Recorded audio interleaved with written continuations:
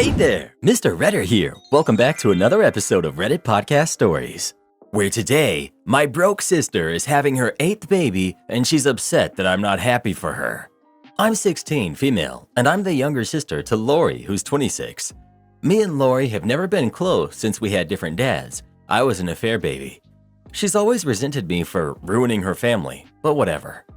Lori has 7 kids. Yes, 7. All who are under the age of 7. Despite the fact that Lori is incapable of taking care of these kids, 4 of them were actually planned. Because she knows my pushover mom will give her money and watch the kids. My mom even quit her job to do so, even turning her workroom into a nursery for Carl. We're pretty well off, but we can't do this forever. I try not to judge and just ignore Lori like she does me. Even though when my mom is busy doing something like changing a diaper, I have to step in and help, especially with the twins since they're very rough with each other. Tonight at dinner, Lori's boyfriend joined, a father to just Carl, as well as Lori's father. This wasn't abnormal, so I didn't think anything of it until my sister said she had some exciting news. I wished she'd say something else, but I knew what she was going to say. "I'm pregnant," she would say. Everyone went dead silent until I said, "Bruh." I didn't mean to say it out loud, but come on. Lori gave me a death stare and said if I wanted to say something, I should just say it. So I did. "Lori, this is your," I take a moment to count them, "8th kid. You know we can't keep supporting you. Without mom, you'd be on the streets, and you know that. Look at mom. She's so tired. She's always taking care of your kids, and so am I. I'd bet I'd changed more diapers than you have, you selfish jerk." She began to cry and ran out into her boyfriend's car. He followed her and drove. My mother then began to cry too. She left to go get Carl back to bed since he woke up. It was just me and Lori's father. He began to yell and told me I was a brat and Lori was a great mother. Then he stormed off. As I'm sitting here in the morning watching the boys, I'm thinking, was I too obnoxious? My mom says that a lot. I don't mean to be because of my autism, but come on. Please give me some feedback, Reddit. Am I the jerk? Not the jerk. If it were me, I would completely stop helping to watch the kids. I can't stand when people pawn their kids off on family members. It really ticks me off since it happened to me as a kid. My parents decided to have more kids when I was 10, 14, and then again when I was 17. Guess when I moved out? At 17. Not the jerk. Sorry, I'm a mother to a 17 and a 15-year-old, and bruh is a common saying in my household. Good on you for calling her out and sticking up for your mother. It's not fair to these kids or your mother. You're the jerk. There is no we. We can't keep supporting you. We can't do this forever. Your parents' relationship and support of their daughter and grandkids has nothing to do with you and is not your business to judge. Sorry, Reddit bozo, but if someone's taking advantage of a family member of mine, you bet your butt I'm gonna judge it and say something about it. So who do you think is the jerk? OP or her sister? Please let us know. 8 kids and she's making the grandma raise them. But Karen, if everyone had a brain, we wouldn't have half of these stories we read. Okay, fair enough. Karen demands I pay her medical bills. My parents had me at 16. They were both in high school. After I was born, my father dropped out to work full-time and take care of me, so my biological mother could stay in school. Eventually, after finishing high school, she realized that motherhood wasn't for her and left my dad and me. I was 2, so I don't really remember her being around. After that, my father worked 3 times as hard to provide for me. He also met a nice woman whom he later married when I was 7. I'll consider her my mom. I'll call her my stepmother to avoid confusion. My biological mom didn't contribute in any way, not even financially. In fact, the last time she contacted me before now was on my 3rd birthday, which was just a quick happy birthday card through the mail. I never had ill feelings towards her decision because I had my dad, mom, and brother who filled the emptiness she left. My parents have never said anything negative about her. Her leaving me was not something I thought about every day, so you can imagine my confusion when she reached out on social media to talk. I thought about it for days before I agreed. We met in a restaurant for the first time in 25 years. It was awkward small talk at the beginning before we delved into why she left. My biological mother teared up while explaining why. She suffered from postpartum depression and felt trapped by the constant cycle, so she felt compelled to leave. She explained why she reached out and made it clear that she didn't leave because of me. Of course, I sympathized with her, as I saw my stepmom go through postpartum depression with my brother and saw how much it affected her. We met a couple more times before I was invited to meet her new family. She had a husband and also 3 kids, who are 13, 11, and 7. After weeks of this, I had my most recent meetup with my biological mother. She looked distressed while greeting me, so I asked if anything happened. She then explained to me in a quick response that her oldest daughter, who's 13, has health issues. I won't say what due to how sensitive it is. She explained that she needs $25,000 for medication and has accumulated medical bills of $20,000. She asked if I could pay it off. For context, after graduating and receiving my postgraduate diploma, I landed my dream job that earned a good sum of money. I'm certain she may have heard about where my job was from somewhere and saw it as an opportunity. She gave me time to think about it. It didn't take long for me to say no. I felt used and exploited. She never wanted to meet me. She just wanted money from the kid she left to help the other kid that she loves. After giving her my response, which wasn't much, just a simple, "No, I don't feel comfortable with that," through text, I was soon bombarded with text messages from her husband telling me what a nasty jerk I was, followed by more text from my biological mother about how I'm so cruel for not helping out my sister due to my grudge against her. And then to top it all off, I was getting some messages from family members from her side of the family questioning why I'm being so difficult. So, am I really terrible for not paying for my half-sister's medication and medical bills? Info. Not that it really matters, but did she ever pay child support to your father? Because if she didn't, she might owe you $20,000. OP. The only thing she paid for after leaving was a $3 birthday card. And I'm glad she showed me what she really wanted early on so I could cut her off quickly. Also, my mom adopted me when I was 6. Update. I've learned more about what was happening in my biological mom's family. First of all, I questioned why she had 3 more kids despite her postpartum depression. It turns out that she and her husband found out early on about the severity of their first daughter's illness. They had 2 additional kids as savior siblings for their oldest daughter's medical treatment. Neither of them were matches. I've currently blocked her and her husband. I didn't go into this expecting to reconnect with my biological mom. That wasn't the plan. I already have a mom and I didn't need another one. I just wanted to give her a chance to explain herself. I never wanted a mother-daughter bond, just to be cordial or friendly. My family supported me in meeting my biological parent, and I didn't blindside them. I'm happy with my own family, and I don't need her to complete it. It's not her leaving that bothers me, it's her current actions. But even through all of that, I'll sympathize with her only on the basis that she suffered with PPD. When my biological mom left, my grandparents and biological aunt stood by my dad. They raised me alongside my parents. They said she's always been mentally unstable and manipulative.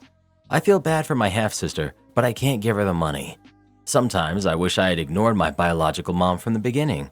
Also, I blocked the strangers calling my phone a while back, just forgot to add that in. You know, if that half-sister wasn't sick, OP would never have heard from her egg donor at all. Ever. Am I the jerk for telling my niece she'll have to move out if she's not my nanny anymore? I'm a single mom to 2 kids who are 8 and 6. I work as a nurse 3 days a week. I work 12-hour shifts, 12 p.m. to 12 a.m. After my husband passed, I needed a nanny to tend to my kids from the time they got off school, 3 p.m. onwards. I decided a live-in was the best choice. I have 1 guest bedroom. I live right near a university. Around this time, my niece had just gotten accepted. She wanted to save cost on dorms and offered to watch my kids those 3 days if she could live there rent-free. I agreed and said I'd also pay her $22 an hour, a competitive rate for our area. She's done with her classes by 1, so it works out. She fixes them dinner and puts them to bed. Then she's free to do whatever. But of course, I pay her from 3 p.m. to 12:30 a.m. It worked for 2 years. My niece never had any complaints. Now, however, my niece is getting a paid internship related to her major that starts in January. She wouldn't be available to watch the kids. I congratulated her and said I could help her look into student housing or an apartment. We'd have 3 months to do this. She was confused. I said since I would need a live-in and only have 1 guest room, she would have to move out. My niece got upset and said this isn't fair. She won't be able to save any money if she gets a dorm or an apartment. She could afford to live on her own, but wouldn't have much savings. I pointed out that this would work best for me, as I had to put my kids in aftercare the other 2 days that I work. I get off around 5, and the nanny could just pick them up from school versus them having to stay there so long. My niece argued that the nanny could leave at the end of her shift, but after speaking to some nannies, they understandably don't want to drive home so late. Plus, I'm fine with the nanny and my niece sleeping after the kids do. So there's no sense in them sleeping, then waking up and driving so drowsy. Even I feel nervous driving home so late, especially after my long shift.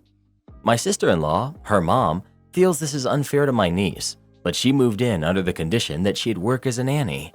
My sister-in-law and brother live 3 hours away, so niece couldn't commute if she moved back in with them. They feel I should try to find a nanny who'd be willing to drive home at 12:30 a.m. It would take me a half-hour minimum to get home, but all the nannies I've spoken to said no or expressed concern about their safety driving so late. Am I the jerk? Edit. The internship is all semester long. My niece isn't interested in nannying at all going forward and will instead be pursuing internships. She has no desire to work after her internship is over for the day. She knew from the jump that I was only looking for a live-in specifically for childcare. I have also provided her written notice, and I'm covering myself legally. Not the jerk. You need to get a lawyer to draft an official move-out document with a 30-day date. Her parents are going to tell her to just stay and call your bluff because family. Don't let her do you over like this. OP. We have a lease agreement which ends every 6 months for this reason. I knew there was a chance she may change her mind about living here, so legally I'm protected and can choose to simply not renew the lease. Not the jerk. She fully knows she moved into a room that was intended for a nanny, as she fulfilled that role for 2 years. It's unfair for her to now demand a change to the arrangement, especially since this would be at a heavy cost to you. They're also an adult who's been paid a nice hourly rate between 3 p.m. and 12 a.m. without any rent being charged. What were they doing with that money? After 2 years, they could have something set aside. Tuition isn't cheap, but wow, have they squandered a great opportunity if they can't be ready to move out in 3 months. Well, who do you think is the jerk? OP or niece? Please let us know. Niece was making about $200 every time she watched the kids, and she had free lodging. She should be kissing the ground OP walks on after all that's been done for her. Friend invites me to stay with her for a week, then gave me a list of the things that I needed to pay for. Okay, I get helping to pay for some things when you're staying with someone, but I was just blown away when she gave me this rundown list for things we did. She was my best friend. I had known her since I was 8 and we're now 50. Sure, we've grown apart since then, because now she lives in another country and I rarely see her. But she kept begging us to come and visit her and her husband. They'd put us up for our entire stay and even offered to throw my husband a 50th birthday party because we'd be there during his birthday. Quite honestly, if I invited someone to stay with me, there's no way I would be asking for any money from them. I can't imagine doing that. I was going to give her some money for things like the room they paid for when we went to another city and stayed over, but there were other things that I was like, wow, really? But she didn't simply ask for some money. She actually gave me an itemized list of what I owed her, half of everything we did. My best friend, and she listed things down to the dime of what we owed her. Here's the list. $152 for the stay at the hotel room in the other city. Okay, this I get. $105 for gas, for them driving us around town and out of town during our stay to show us the sights. $90, birthday food for husband's birthday party. This I get as well. But if you offer to throw a party for someone, you don't usually expect them to pay for half of it. $136 for car rental. When we flew to another island with them for a couple of days, I get this as well. $21 for gas, I guess for around town driving. $6.50 for parking. $27 for airport parking, when we parked the car at the airport before taking a flight to the other island for 2 days. The total, $537.80. I was just blown away by this. I would have given them a couple hundred to cover the hotel room and birthday food, but actually asking us to pay for the gas to drive us around and parking is ridiculous, especially the measly $650. And the fact that it wasn't just $500, but $537.80. They asked us to come visit, and then unbeknownst to us the whole time they were tallying up all the things we did to split the cost of everything. They came and stayed with us a few years earlier, and I certainly didn't give them a tally of the groceries they owed or the gas spent driving them around. You ask someone to stay with you, then you pay for things. There are two ways I would handle this. Both ways are a relationship ender. 1. Pay the money and let them know that no further contact will be had. I would be upfront that this was just a crappy thing to do after the fact. Or 2. Let them know that if they expected money, that should have been said before you stayed so you could see if you wanted to stay with them or do the things they wanted to. They basically didn't give you the option to say if it was in your budget or not. With friends like this, who needs enemies? Am I the jerk for saying my in-laws treat me like a live-in maid and wanting to move out? I, 26 female, and my husband, who's 27, live with his parents. His father had some health issues and needed some care, and we agreed to move in to help out. Father-in-law is generally doing better now, but there's still a few things he can't do anymore that my husband does now instead. We've discussed moving out. I want to, but my in-laws are very resistant to the idea, stating that there's plenty of room here and they don't know what they'd do without us, etc. While we don't pay his parents to live here, their decision, we pay for groceries for everyone and several household bills, electricity, internet, TV packages, etc. The house is mortgage-free. I also do all of the household cleaning and cooking. I arrange and take all of their pets to the vet appointments too. I do work from home, so this is easier for me, and as I'm able to be flexible. We also pay half of any house modifications or upgrades, as it'll be our house one day. Recently, I've begun to feel resentful of the fact that once they're all done with work, they can come home and relax. Whereas when I finish work, I have to cook and clean and I have no help. On the weekends, I spend half of the day cleaning the house while they do what they want. This all came to a head last week. I was really unwell. I felt the worst I've ever felt and wanted nothing more than to sleep. However, once it got around to dinner time, I was woken up by my mother-in-law to ask when I was getting up to make dinner. I didn't want to cause an argument, so I just got up and made dinner for them. But as I was in the kitchen struggling not to pass out, the three of them sat watching a movie, waiting for me to bring in their food. I didn't say anything at first. I waited until my husband and I were alone to bring up my concerns with a lack of help. My husband apologized and offered to help more, which I accepted, but the next day was an exact repeat. I had to drag myself out of bed to cook, and once I'd brought in their food, my mother-in-law says, "Oh, you look truly awful. Poor you. Oh, by the way, later would you mind giving everywhere an extra clean? I don't want to get whatever you have." At which point, I accused them of treating me like a live-in maid and not caring about me outside of the services I provide for them. I pointed out that I wouldn't be in the communal areas if I hadn't been dragged out to cook, and that they could have handled one meal themselves. My husband sat there in silence. He thinks I should have brought it up more carefully at a time when I wasn't so emotional. I agree that I probably should have, but I was sick and stressed. I want to move out, but husband and in-laws are still against it. Nothing has changed with what they expect from me. I got no apology, just silent treatment from mother-in-law for a couple of days. So, am I the jerk? Edit. It didn't start off with me doing everything. Before we moved in with my in-laws, my husband and I split everything equally, and that worked great. Once we moved here, I picked up a bunch of the household chores because I work from home and I'm here. It just made sense. Slowly over time, there's just been things added here and there, and that has snowballed into the current situation. I have stood up for myself a few times, but it's an incredibly difficult situation. I'm very aware this is not my house, they're not my parents, and the things I would say to my own parents are not the same I feel I could say to his. I moved across the country before we got married. None of my friends are here. Most of my closest friends are my husband's friends, wives, etc. I don't have any family nearby. I've always felt if I push too hard, everyone will be against me, and I didn't realize before now how toxic of an environment it is. The inheritance of the house isn't something I want or need. This was never supposed to be a long-term thing, and I guess I've just felt pressured to contribute to certain things involving the house because we do live here, and my husband will get the house one day. He's an only child. Overall, it's just been very eye-opening to realize maybe I'm not being as silly as I'm often made to think. All the things spiral into one big mess, and my husband should be sticking up for me, not contributing to the problem. I've tried talking to him about things several times, and he'll be helpful for a couple of days before resorting back to Mummy's Little Prince. I know I've been needing to get out for a while. I think this is just the push I needed to make such a massive life decision. What exactly is it that your husband does that your father-in-law can't do? At this point, I'd say he's recovered enough that he should be able to do most things, but it's mostly walking his dogs, anything involving any sort of lifting. Nothing that couldn't be done by outside sources if we were to leave. Update. After making this post, I started putting my wages into my own bank account.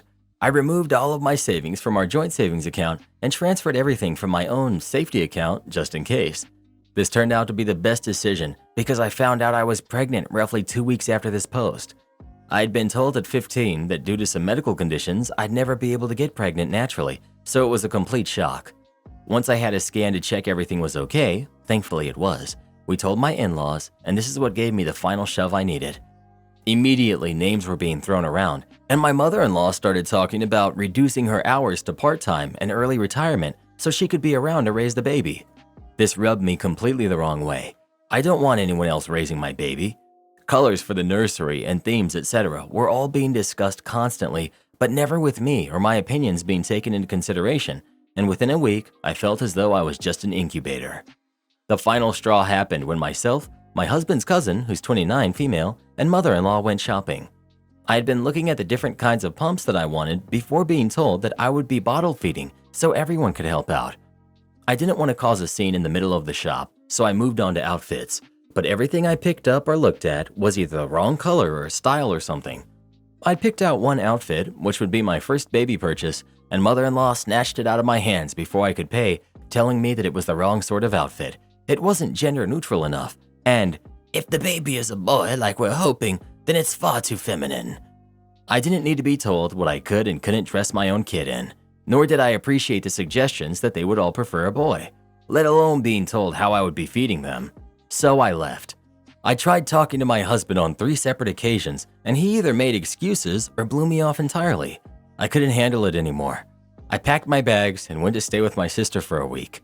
My husband called once and asked me to go home. Once.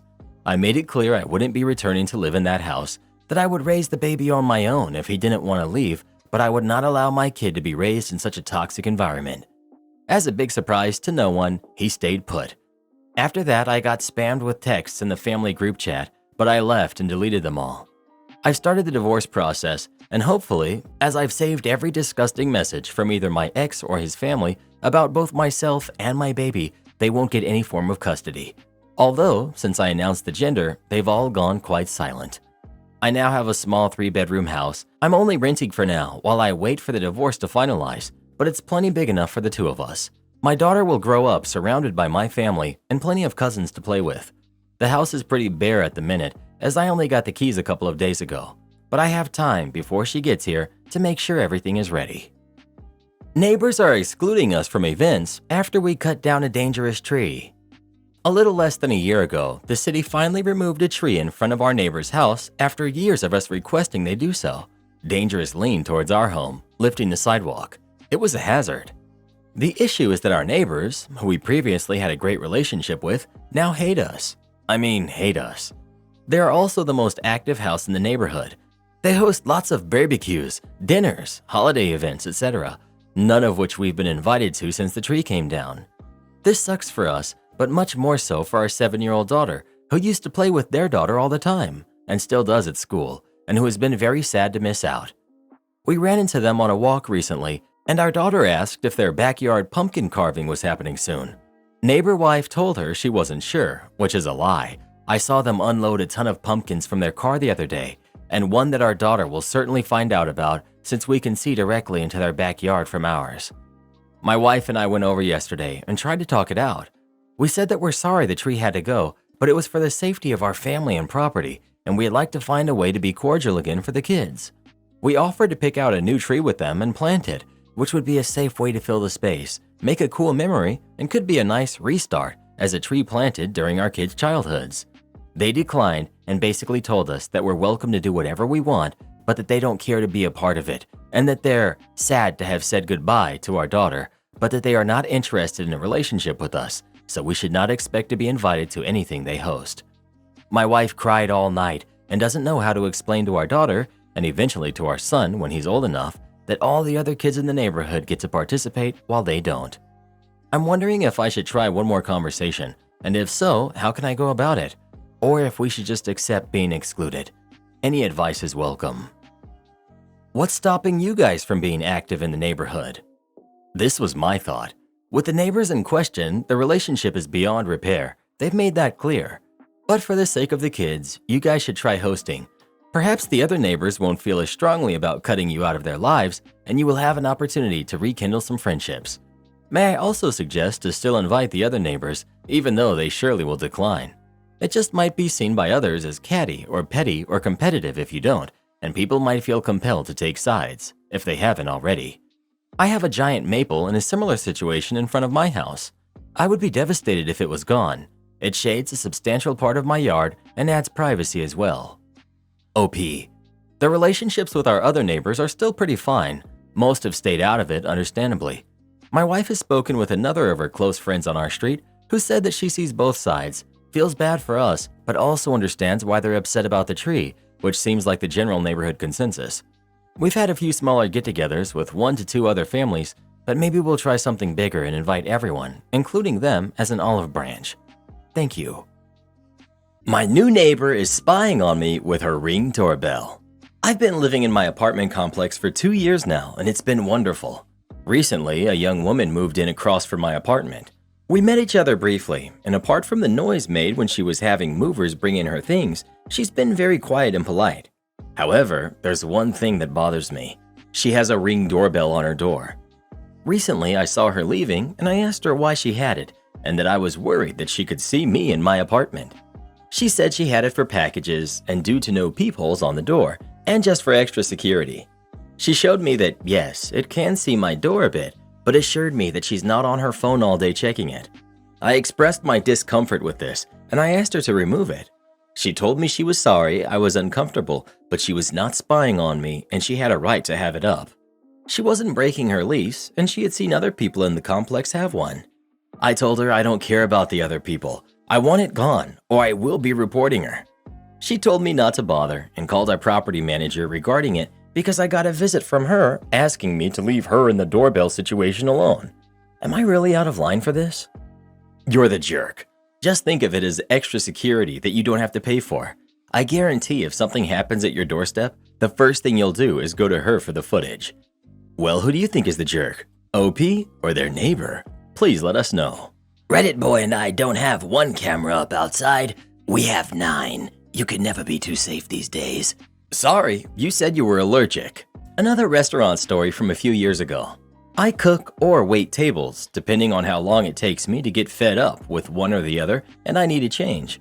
We always have to be very careful when it comes to allergies in food service, because it can result in life or death for some people with shellfish allergies, nut allergies, celiacs, etc. Enter the gluten-free trend crowd. While I recognize some people have a legit allergy, there are so many that are trying to be trendy. The big difference is that a person with a true allergy has an already general idea of what they can and cannot have, and will start the whole process off before ordering by letting you know what said allergy is, which we appreciate as it saves time. No big deal. The trendy gluten-free peeps need to tell you 3 times throughout their order, and then always end up backtracking after they find out that basically everything they desire to order either contains gluten or is potentially cross-contaminated. I was waiting this time around, and I started getting tired of hearing about it. We had a particular almost daily regular who would tell us every time about her gluten intolerance, tell all the people sitting near her about it, then proceed to order items that had gluten. I was having a bad day. She comes in, does her normal spiel about being allergic to gluten. I say, yup. Wasn't sufficient enough attention for her. She emphasizes what it does to her delicate system because she's allergic. She orders the usual. Food cooked and prepared in the fryer, which have had gluten-ridden fried food in them all day. I'm thoroughly annoyed now having to listen to her graphic detail about her gut and the effects from gluten. I, as usual, inform her the fryers are cooked in with items containing gluten. As she says the normal, "Oh, that's fine." I have an evil idea pop into my head. Ma'am, you just said you're allergic to gluten. I cannot, in good conscience, put this restaurant or my job at risk by serving you food that you will have an allergic reaction to. I'm sorry, but you're going to have to pick another item. She's shocked, starts backtracking. I stand firm. No, I'm sorry, but I just can't do it. If you get sick from the food because I was careless about your allergy, then I could lose my job. These are the items you can choose from today. Calls manager over. Manager backs me up after hearing the story. Manager was tired of her too. Lady indignantly orders one of the items I listed to save face. Obviously, no tip, but I don't really care. It was still worth it. Still came back 2 days later, miraculously cured of her gluten allergy. I refused service to a guest who used cancer as an excuse to be rude.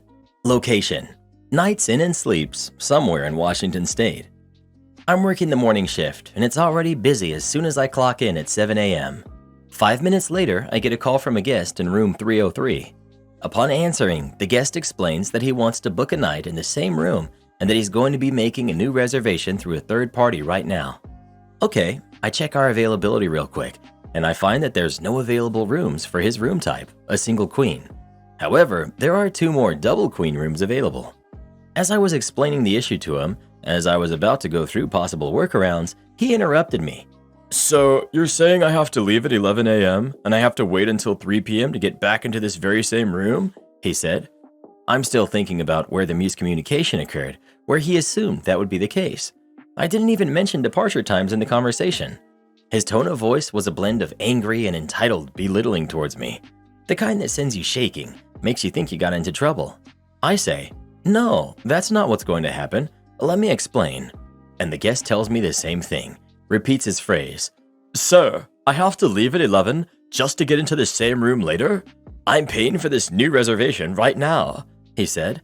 Same tone, but louder. He's just angry. With pretty much a sold-out night, I'm tired of his antics already, and I've decided to pull the plug on him, seeing as how he was making me emotional at this point. Yes, you'll leave at 11 just like you said, I state, and I hung up the phone. I didn't find his new reservation yet. A few minutes later, he calls the desk again. Can I get transferred to customer service? He asks. I'm just here at the front desk. You're going to have to call. The guest interrupts me. He kept repeating the question again, getting angrier and angrier before I could even answer. Can you transfer me to customer service? Can you transfer me to customer service? Can you transfer me? And then he hangs up on the conversation himself. At this point, this man is going absolutely loony. Definitely not good for the hotel. I figure I've already told him he checks out at 11 a.m. and I'll just make my notes about it in the meantime. About 20 minutes later, I get a call from our hotel customer support line. They reference the problem guest and ask me why I'm making him check out at 11 a.m. and then back in at 3 p.m. Keep in mind, the problem guest booked through a third party. No clue why he called the hotel's direct service desk, so I explain myself. I tell the agent we're sold out tonight, and the guest was making grand assumptions that I have no control over. I reiterate that the guest is checking out at 11, but I am now refusing service to him due to his behavior. The customer service agent says that they understand and that they'll explain this to the guest. We hang up amicably. Meanwhile, I find that the problem guest did indeed make a reservation, an already paid for double queen room from the third party that definitely wasn't his room type. Not good. I already refused service to the guest, so I'll have to call him. I do so. When he answers, I tell him that I found his double queen reservation, and before I can tell him that I'm refusing service to him, he interrupted me again. Yeah, I booked that reservation, but I'll be staying in this room, and buzz off, he said. The phone clicked on my end. Oh boy. Well, it was about 9 a.m. at this point. The problem guest certainly had their room until 11, but afterwards, I was getting him off property and then DNR'd, do not rent. So I waited, and I didn't have to wait long. The same guest comes down from his room. His hair was unkempt, and he was a tall and lanky-looking 30-year-old man. And he had the gall to ask me for a breakfast bag. He even introduced himself. By the way, I'm the guy from room 303, and I won't be leaving the room. I'm just here to get my breakfast bag, he said. I stifled a laugh. Oh, okay. I'm not getting you a breakfast bag. I'm refusing to service you, sir, I said. The problem guest just scoffed at me, repeated what I said under his breath, and then left without saying anything else. I was honestly surprised that he just left it at that. I thought that was probably the end of it. At least I officially told him my intentions with him. That wasn't the end of it. I get another call from our hotel customer service asking why I wasn't giving this problem guest his breakfast bag. I told them pretty much the same thing, though I definitely added in the fact that the guest told me to buzz off and was harassing me with these calls. And as a result, I'm refusing service to him. The agent understood, but asked if there was anything we could do to resolve the conflict. I told them that I was willing to cancel and refund the problem guest's reservation if he contacts the third party about it. We hung up amicably. At this point, I bet I was on this dude's mind. After that, I didn't buzz off and let him keep his room on a sold-out night. I'm proven right because about 30 minutes later, he's at the front desk, lanky arms practically hugging the counter like an orangutan in a defensive posture. "Hello, Mr. Problem Guest," I say. "Can we start over?" he asks. I mull it over, but if he wants to parlay, he has to hear how he affected me first. I look him in the eyes, and I tell him point blank, "I didn't appreciate your behavior towards me one bit this morning," I say. And then he starts saying things. "I'm sorry if I was a little bit rude, but you were being just as bad. Did you know that I found out I contracted cancer yesterday? And then you do this to me? Refusing service and breakfast?" he says. Oh, so he's gaslighting me. I determine that he doesn't want to parlay. So I reply, "You think that having cancer gives you the right to behave like you are towards me?" I ask. The problem guest begins strafing as he's ranting at me. "I haven't done anything rude towards you at all," he stated. I check the lobby and it's empty besides us. "You told me to buzz off," I reply. I make sure to emphasize his words. He balks and mutters before saying clearly, "Yeah, I did, but I'm just trying to stay here a bit longer because I have cancer. Would you really kick out a person for contracting cancer?" Goodness, this guy was putting me on the spot. Oh well, consistency is key. "Yes, I'm refusing service to you specifically for your behavior. We don't have any rooms for you anymore," I say. "I'm going to be on the street because of you," he yells. I switch the conversation slightly. "Don't worry about that, Mr. Problem Guest. I have no problems in canceling your reservation you just made. However, you have to contact the third party you paid and tell them about this situation so you can be refunded," I say. "But it's a non-refundable reservation. I won't get my money back," he says. "Oh, trust me, you will. As long as you contact the third party and have them contact me, you will," I say. With that, he went back to his room. The problem guest bothered me no more. I got a call from his third party and got the idiot his refund. He left the room in good condition, and I think he left at the side entrance because I never saw him again. He started with a bang and ended with a whimper.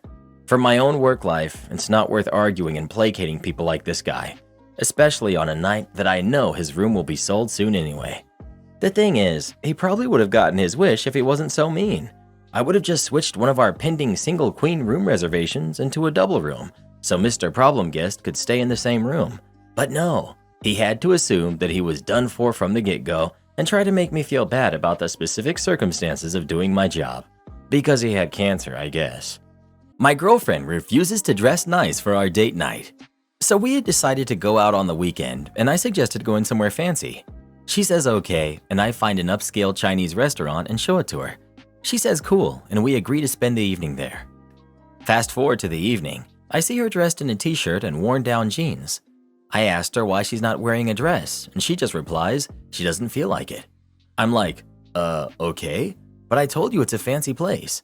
And she's like, it's just a Chinese restaurant. I pull up the Instagram, and I try to show her their feed to convince her that it's upscale, but she doesn't even want to look at it. I again ask her to dress nicely, and this time she's upset, and she says we're not going anywhere tonight. We haven't talked since then, and it's been a day now. She usually likes to dress up, even when we go to a normal bar. This is leaving me confused. Am I the jerk here? Edit. I just want to make a few things clear. The place had a dress code, smart elegant, so not really dressy and not too casual either. I wasn't asking her to specifically wear a dress, but just to dress a little bit better. We live together, and I know her wardrobe, and a dress is usually what she prefers to wear when she dresses up. I looked at a few posts and stories on their page, and in most of them, the women seemed to be dressed up a bit. I did not want her to feel uncomfortable when we got there, as she's pretty self-conscious. Edit 2. People keep asking me what I wore. I wasn't dressed yet. I usually wait until she's done. But anyway, I was planning to wear a polo shirt and a pair of chinos. To people saying chinos and a polo is not dressed up, this is in Dubai, and the weather is insanely hot, especially during the summer. Wearing a suit is not an option, and when you do, you look out of place. Hard for us to tell, considering we don't know just how fancy the place is.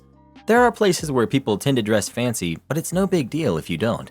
And then there are places where if you don't, you stand out like a sore thumb. Depending on that, either side could be right. Not the jerk. Dressing up for a restaurant or an event is just basic adulting. You gave her a heads up in advance regarding how fancy this place was. You mentioned she has dressed up in the past, so she has no trouble doing it. I think the real problem here has yet to be articulated by her. I hope you find out what the real issue is and you can work it out. Update us if possible, and good luck. You're the jerk. You seem to have conflated smart clothing with a dress. Why did it need to be a dress? There are plenty of smart clothes women can wear that are not dresses. She isn't a jerk for looking at pictures of the restaurant and determining that, in her view, she was dressed appropriately. You aren't a jerk for having a different view, but the whole "why aren't you wearing a dress" thing? Yup, I can see why that irritated her. Edit to add. Personally, I'm not wearing a dress to hang out with a dude in chinos and a polo shirt, but that's just me. Karen demands I cut her extremely long hair. I'm a hairstylist. I had a woman book her daughter in for a trim and color with me. I'm not their usual stylist. The stylist they usually go to is on holiday, and I was recommended to them by a friend. When the mom booked the trim and color in, she specified that her daughter had really long hair and asked if that was okay for me to handle. The receptionist said yes, because I have a lot of clients with waist-length hair. Waist length is usually the longest hair I'll cut. I've never had a client with hair longer than this. Due to issues with my knee, I can't kneel down for long. I'm awaiting surgery. When they turned up for the appointment, the daughter had her hair up in a bun, so I couldn't see the full length of her hair. The mom thanked me for being able to get her daughter in. She said that when their usual stylist isn't available, it can be difficult to get her daughter an appointment due to her hair length. When the daughter sat in my chair, I asked her to take her hair down so that I could brush through it before we started her color. When she took her hair down, I noticed it was much longer than I expected. I asked her how long her hair was, and she said it was knee length. She brushed her hair back, so it was all going down the back of the chair, and it was well past the length I was comfortable cutting at. I would have had to kneel down to do it. I waved the mom over as I told the daughter I couldn't do it. I apologized to the mom and told her that I would not be able to cut her daughter's hair due to its length. I explained that it was too long for me to cut it, as I couldn't kneel down to cut it. Understandably, the mom was upset that I was refusing to cut her daughter's hair. She demanded the booking fee back. I informed her that the £50 booking fee was non-refundable, and she would have been told this at the time of booking. She then demanded to speak to the manager of the salon. I told her that I would get her the owner. The owner of the salon did refund her the money. She told me that I shouldn't have taken the booking if I couldn't cut hair that long. I told her that the length had never been specified to me. The receptionist was just told that it was long, and long hair in our area is usually no longer than waist length. She knows I can't kneel without being in pain. The mom has since been writing on the Facebook page of the salon, complaining that I refuse to cut her daughter's hair because I can't actually cut long hair. I feel bad that mom is upset about this, but at the same time, it was never specified how long her daughter's hair actually was. Am I the jerk for refusing to cut extremely long hair? Not the jerk for not cutting the hair, but you are the jerk for no refund. I would be pretty mad about that. You're the jerk for saying the booking fee was non-refundable. The issue certainly wasn't the client's fault, so in no circumstance should they be out $50. Soft, you're the jerk. Seems like there was miscommunication here. Mom thought she had communicated everything she needed to. She didn't have any way of knowing that there's a length which you can't cut because of your knee issues. Where you fall into jerk territory is how you responded to her when she asked for the refund. Am I the jerk for refusing to let my mother-in-law stay with us because she's upper class?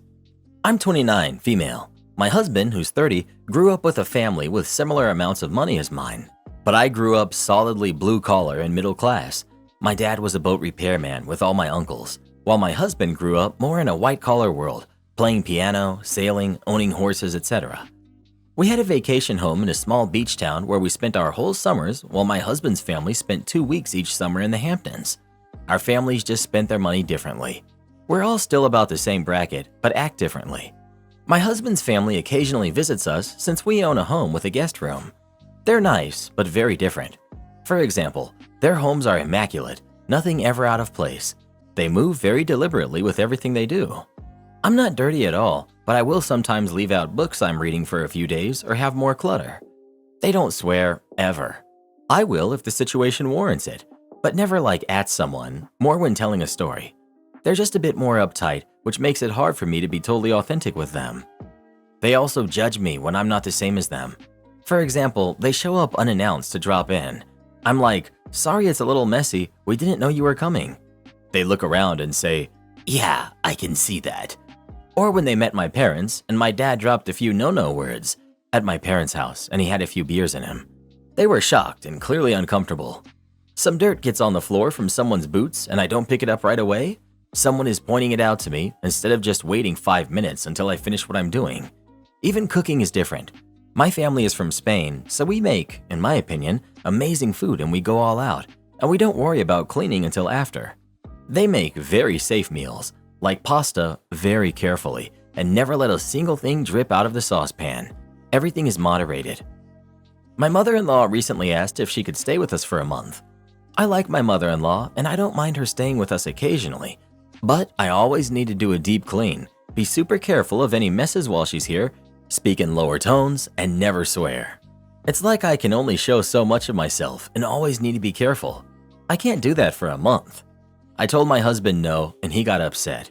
He said I'm more open with my family and I should open up to his family. I told him I can't because they say they want to be close, but then judge me every time I do something less classy than them or act different. He told me I need to just ignore them and be myself and allow them to come over. I refused, he's angry, and now we're at a stalemate. Am I the jerk? Edit. Our beach house was tiny, with 1 bedroom and a 3-season porch for the kids, and we shared it with all of our cousins and aunt and uncle. We also rented it out during the off-season. We did not grow up learning how to ski, we went to public school and did not travel much. My husband traveled the world, went to Aspen, and hung out with people much richer than him as a kid. His parents did everything they could to maintain that lifestyle, including working multiple jobs, renting vacation homes in desirable locations for a week instead of buying, etc. We came from similar money brackets, but his parents really wanted the upper-class lifestyle, while mine wanted to stay more blue-collar in nature.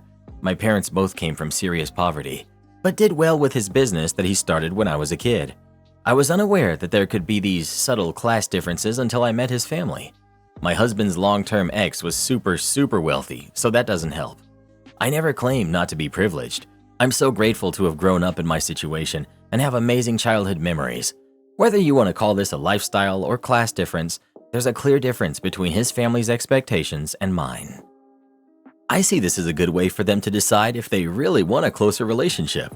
Let them come and be yourself. She doesn't like the mud or the boots tracked in?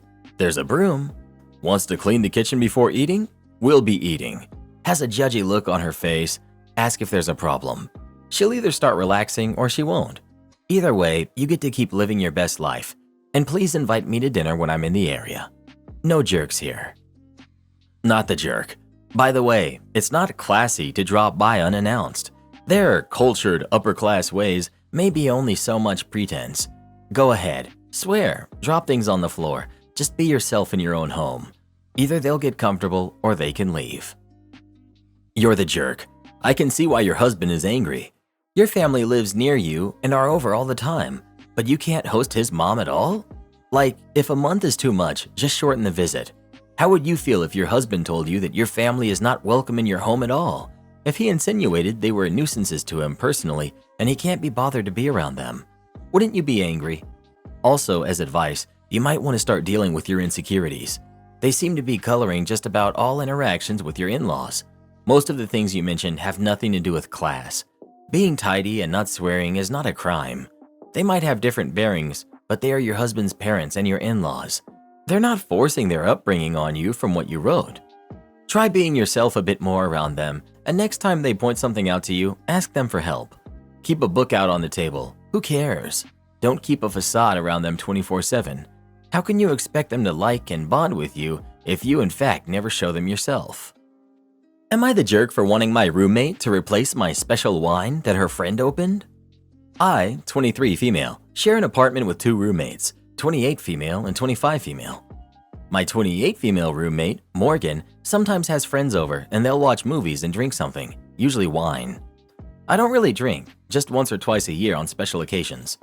The most recent time was because my sister wanted to do a wine tasting while we were on a trip together. I found the first wine that I've actually enthusiastically liked, a spicy wine infused with hot peppers. I bought a bottle, took it home, and put it in my section of the shared pantry. A couple of months went by without incident. Then one Friday night, I came home to Morgan and 2 of her friends drinking it. I confronted her about it, and she said that her friend had opened it without knowing it was mine. Morgan apparently realized the mistake, but thought it would be okay because I've said that I don't like wine before. What makes you think that made it okay? I've said that before, yes, but this is literally the only wine I've ever enjoyed enough to buy a bottle of. I was saving it for a special occasion, or maybe to share the next time my sister came to visit, but they drank most of it, and now there's barely a glass left. I told her I wanted her to replace it, and she agreed. Well, a couple of weeks later, she said that she had gotten me another bottle, but it was just regular wine from the store. I told her that she must have misunderstood. I don't want just any old bottle of regular wine. I want her to get me another bottle of the actual wine that she and her friends drank. Her eyes got really wide, and she started complaining about how that winery is a 3-hour drive away, and that wasn't fair because it was her friend who opened it and not her. Honestly, I told her that I didn't really care. Morgan knew it was mine and let her friends drink it anyway. She could have told her friend that it was mine, put it away, and told me about it, and I would have understood. But no, she let them go ahead and even poured herself a glass. She was still drinking it when I came home. So yeah, I've told her that her friend can replace it or she can. Don't really care how, I just want another bottle before the lease is up next year and I move out. Morgan is mad at me. She's been avoiding hanging out in our shared living room and won't speak to me at all now. Our third roommate thinks I'm being unreasonable and wants me to just drop it and accept the regular wine bottle as a replacement, so Morgan will get back to her old self. They're both making me feel really bad now, and I'm wondering if I'm being too harsh, so am I the jerk? Not the jerk. She needs to keep her mitts off of other people's food and drink. Not the jerk. I don't believe her friend took it by mistake. Do you let your friends rummage through your cabinets to find whatever they want? Either way, Roomie needs to replace with the exact same thing. It doesn't matter how she gets it or how inconveniencing it is. This is the consequence of not respecting boundaries. The box of skulls. In my free time, I like to draw. One subject of interest is skulls. Usually I have to search the web for images of them, but I know a biologist, so I called them up and asked if I could borrow a cast, not a real skull.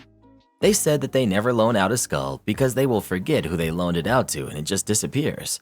Online, they go for $300 to $2,000. She had the ones that are not open above the eyes so you can see into the brain cavity that are obviously for study. They looked more real as they were cast from real skulls, and thus have some of the character and damage of the originals. I think they're rather sturdy plastic with a little heft. They are all two pieces with a detached mandible.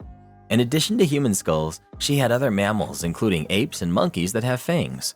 Strangely, she said she would be willing to loan out all of the skulls, and that way they will not forget who has what.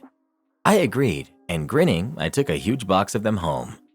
My wife saw the box and asked me what was in it. I said, skulls. She said, no, really, what's in the box? She didn't believe me. I can imagine bringing a big box of Legos a colleague's family was passing on or something like that, and upon being asked, saying skulls or some other random improbable item just to be funny, because whoever would have expected a box of skulls? I said it again. She got mad and said, fine, don't tell me. Now at this point, I've had my fun. She was indeed surprised by my answer, and I could have filled in the details of how and why I got the skulls and when I had to return them. But I was told not to tell her, so I did that. I complied stubbornly, and with perhaps a bit of malice because of her extreme reaction surprising me, I froze up and became defensive when I'm surprised because of my childhood. She grew up with older brothers, and they were always teasing her growing up. You can be sure her orange juice had gummy worms in it. She has a short fuse for foolery. On the other hand, I was the oldest with a stern and overly firm stepmother, and I learned to do as I was told to the letter, lest I face the consequences, which go beyond the scope of this post. I put on stubbornness just as she wanted an explanation. She asked again, and I said that I had answered the questions, and besides, I had just been told to not say anything else. I think we were both a bit steamed. She didn't get an explanation because I stuck by her command to not say anything. She pondered for a while, and I didn't see when she slipped to another part of the house to get closer to the box. When she was near it, she pounced on it and opened it up. I didn't even see her.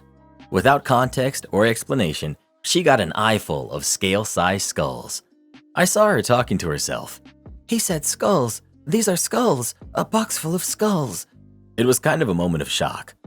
They were not neatly stacked, just jumbled mandibles and craniums. Of course, this was not what I had imagined when I came home with this box. I rather wanted the enthusiasm and wonder that I had. Well, it was botched. But I explained the details after she had found that I had not been sarcastic.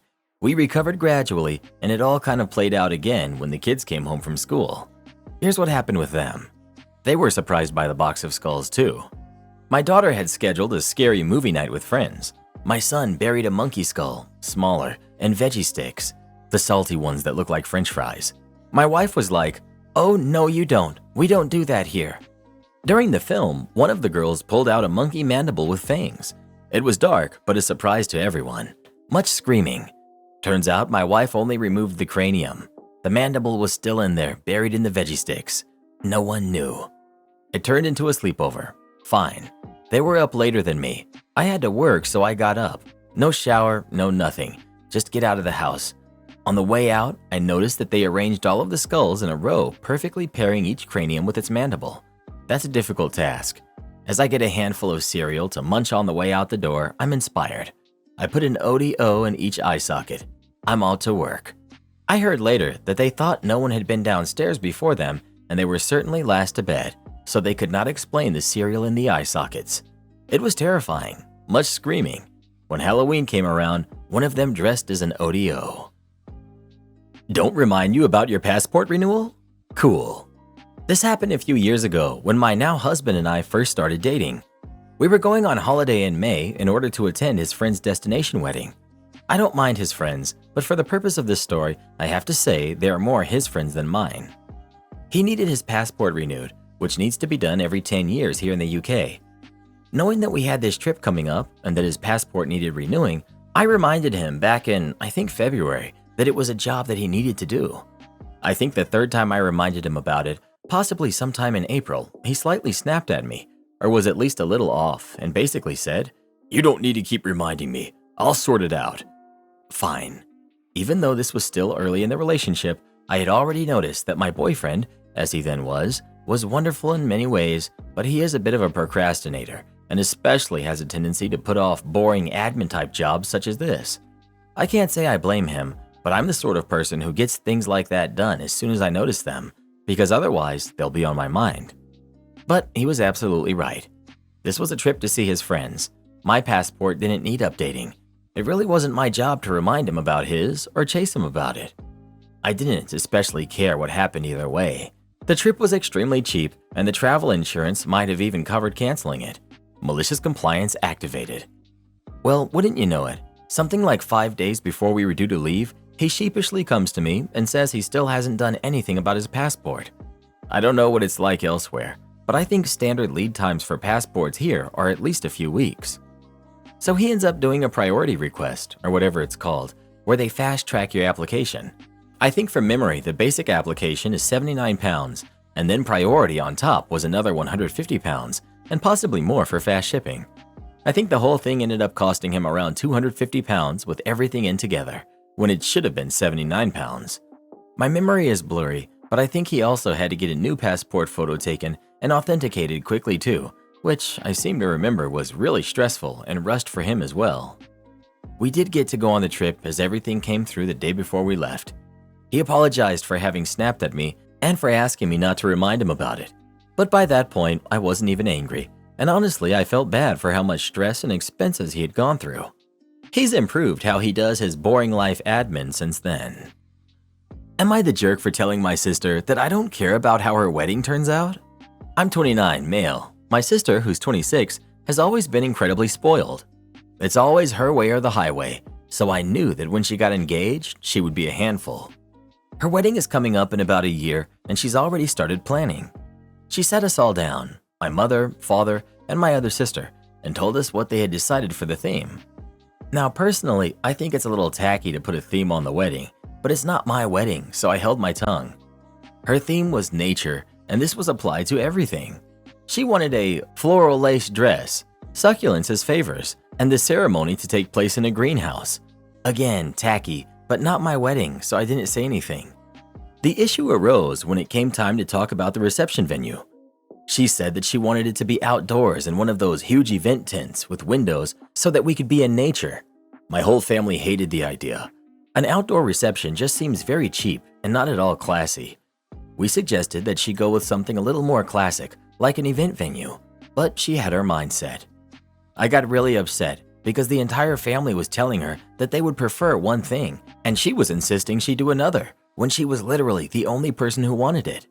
At first, I tried to go easy on her by telling her that the themed weddings are just a fad, and if she commits to her theme so heavily, she'll look back on it in 20 years and cringe, and that it's better to choose something timeless, like a simple dress in a hotel ballroom.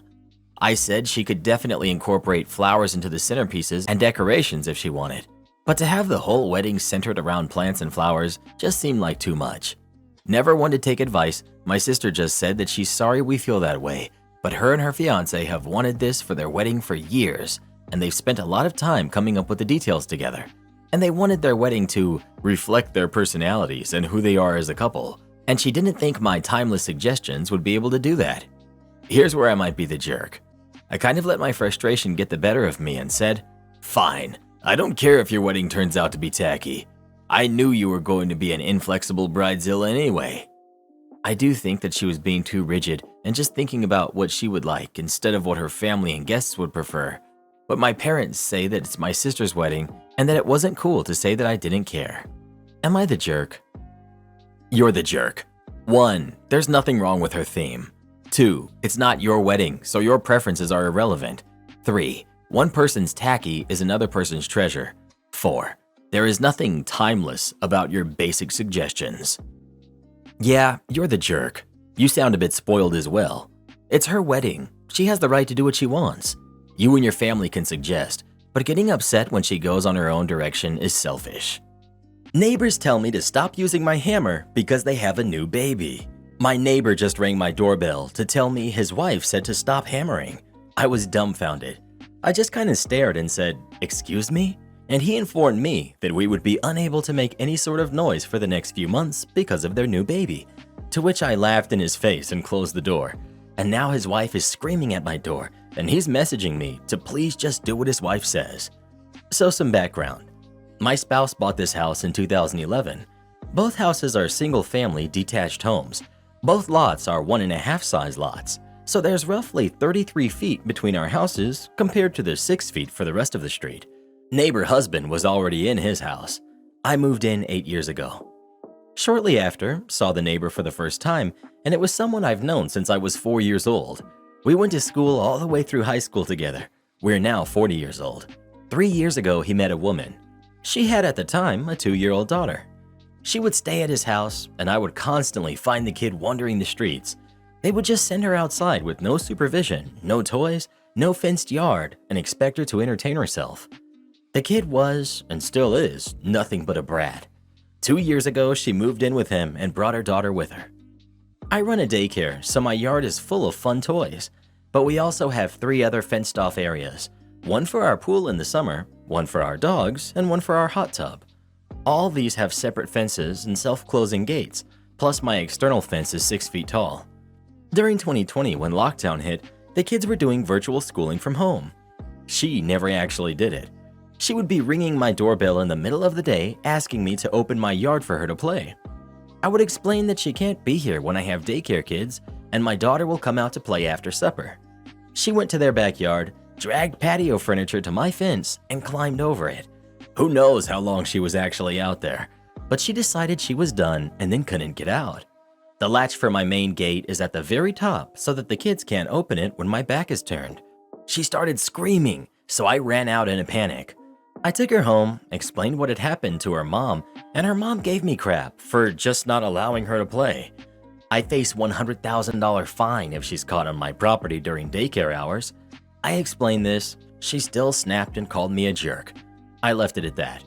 It happened a handful of more times. I started sending them daycare invoices. Still kept happening. I finally told them I would have to call the police next time, which I did. Except this time, Mom and Grandpa were both sitting outside on the stairs and watched her do it. Also, never bothered to come help her open the gate when she started screaming. Police told them to stop or Mom would face charges. I now have proximity sensors at the top of my fence, and I get a notification if anything goes over my fence. It's gotten better as she has gotten older. So last summer, we set up our above-ground pool. Just ordered a new pump system and heater. Pool was half filled. I had also just done up all my planters. I casually glance at my security cameras and see her by the pool. I head out. Main gate was open as the neighborhood kids were running from yard to yard playing. She took it upon herself to go to the pool and take buckets of soil from my planters and dump it into the pool. $400 of damage to my brand new $1,000 pump and heater system that was up for less than 4 hours. I snapped and screamed at her to get out of my yard and to not come back. She's not allowed in my yard at all unless me or my spouse is out there. Now to current time. They had a new baby last week, and me hammering in my basement is disturbing them in their house 33 feet away. And they expect me to wait until the fall to finish my project. So I'm currently sitting on my bench outside, enjoying a glass of water with my outdoor speakers playing metal while I mow the lawn, which is much louder than the little bit of hammering I was doing. I'll finish that tonight after dark. Edit. Lots of people are saying to call the police. I do call the police when I feel it's necessary. We live in a major crime area and they're always busy with that. If I call, because it's nonviolent and they recognize the address, it's at least 24 hours or usually not at all. As for the concerns about her wandering the neighborhood, I'm in a smaller city. My kid has been playing by herself in the neighborhood with regular check-ins since she was 4. I have no issues with that. At 2 and 3, when she was originally doing it, was ridiculous. As for saying not to let my daughter play with her, I cannot take my daughter's entire friend group, which is exactly what would happen. We are one of 3 houses in a row with kids. House 1 has 3 kids, House 2, the problem house, has 2 kids, and House 3, mine, has 1. House 1 and 2 all go to the same school. They're already outside playing by the time my daughter gets home.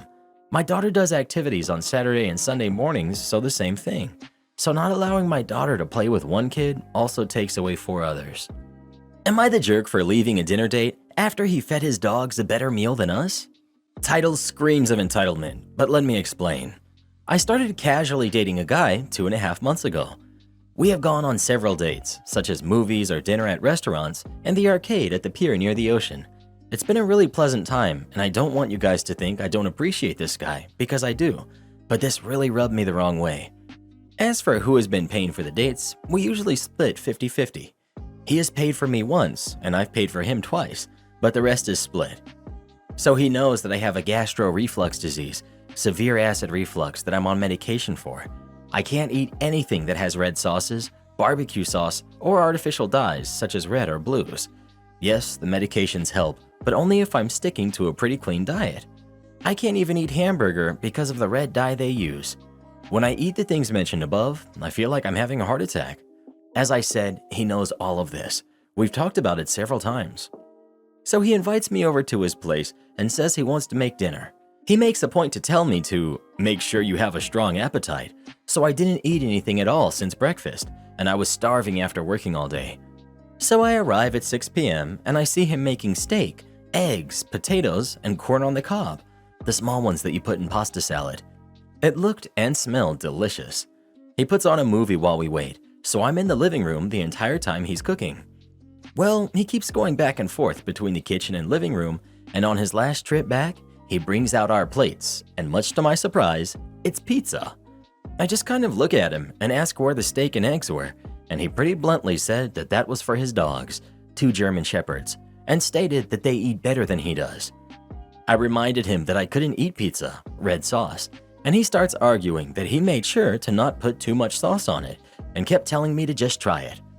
I asked if he had anything else, and he said no. I told him sorry, but I needed to go, and I excused myself. On the way home, I grabbed myself something to eat. Well, he calls me, and it sounds like he's having a meltdown. Says he can't believe I made him feel like that, and that the pizza was homemade, and he made sure not to put too much sauce on it. But he knows I can't have it at all, and said something about adding sugar to it, etc. Said I've showed my true colors. My friends also think I'm overreacting here, and said I'm acting jealous of his dogs. Am I the jerk? No, not the jerk. This is what casual dating is for. He seems to have confused dislike of strong sauce, hence the sugar, for an actual medical condition. But it is odd that he can't seem to understand the simple medical explanation. Not sure this has anything to do with the dogs.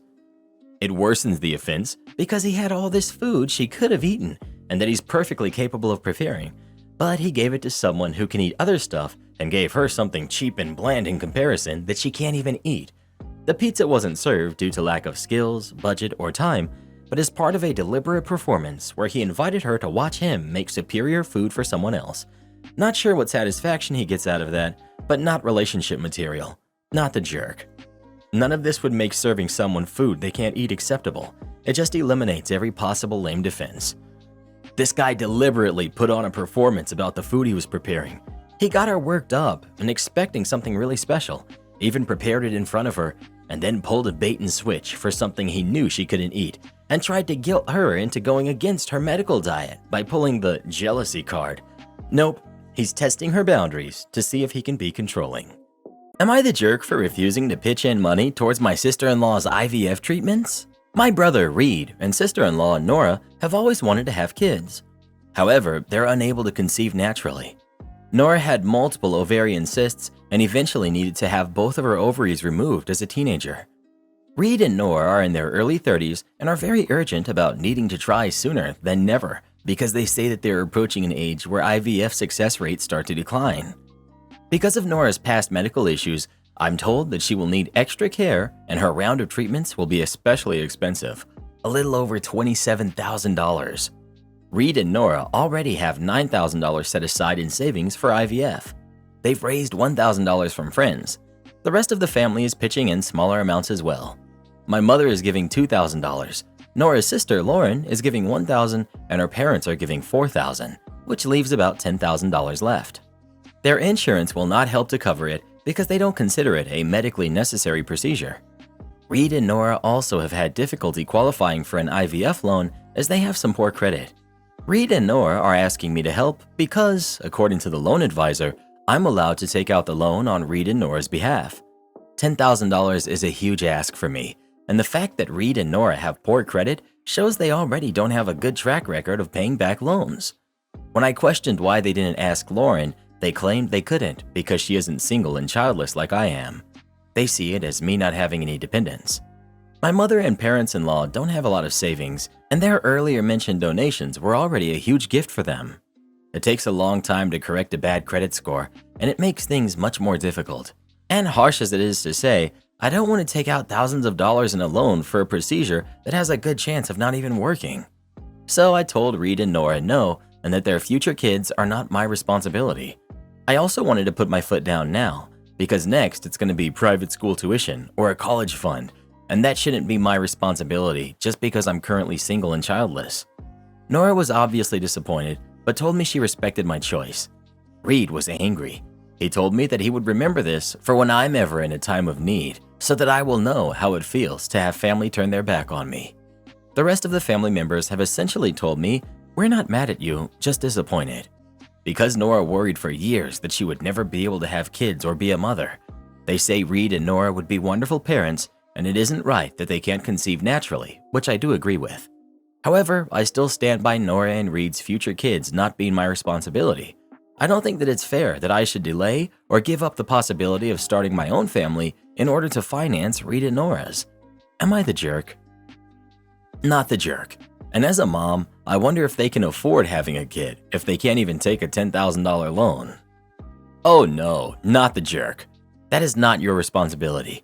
I'm sorry that they're struggling, but common sense would beg the question, if they can't afford IVF, how could they afford the kid? The treatment may not even be successful. In addition, being single and childless and child-free doesn't mean you don't have your own obligations and causes to which you'd want your money to go. Best of luck to you. Not the jerk. Never loan money or co-sign a note for people who can't get a loan on their own. There's a reason banks reject them. It's astounding to me that people are so brazen. You should put your financial stability at risk just because they'd want you to? That's nuts. Finally, maybe Reed and Nora should wrap their heads together around the idea that they cannot afford IVF and should consider something radical, like adoption. Adoption is actually more expensive than IVF. From the conversations with people around my age who adopted or considered it, it's typically $50,000 to $80,000 from what I've been told. You can do foster to adopt, but that is not a setup which everyone can handle. And if they only want a fresh newborn baby, they probably won't want to do that, since it's usually toddlers and older. We adopted, and it was less than your numbers. Adoption has a lot of possibilities. My cousin has done foster to adopt for 2 infants and had expenses of less than $2,000 in total. Here's the reality. Some people want to be parents. They can adopt. Some people want to be pregnant. There's nothing wrong with that, and adoption doesn't satisfy it. I wish people would distinguish these more often. If a person can't get pregnant, that doesn't mean they will never be a parent. However, it may mean they will never experience pregnancy. For some people, that's devastating. Bruh, this dude really thinks it costs $80,000 to adopt a kid? Calm down, Karen. It's Reddit. You know how these people are.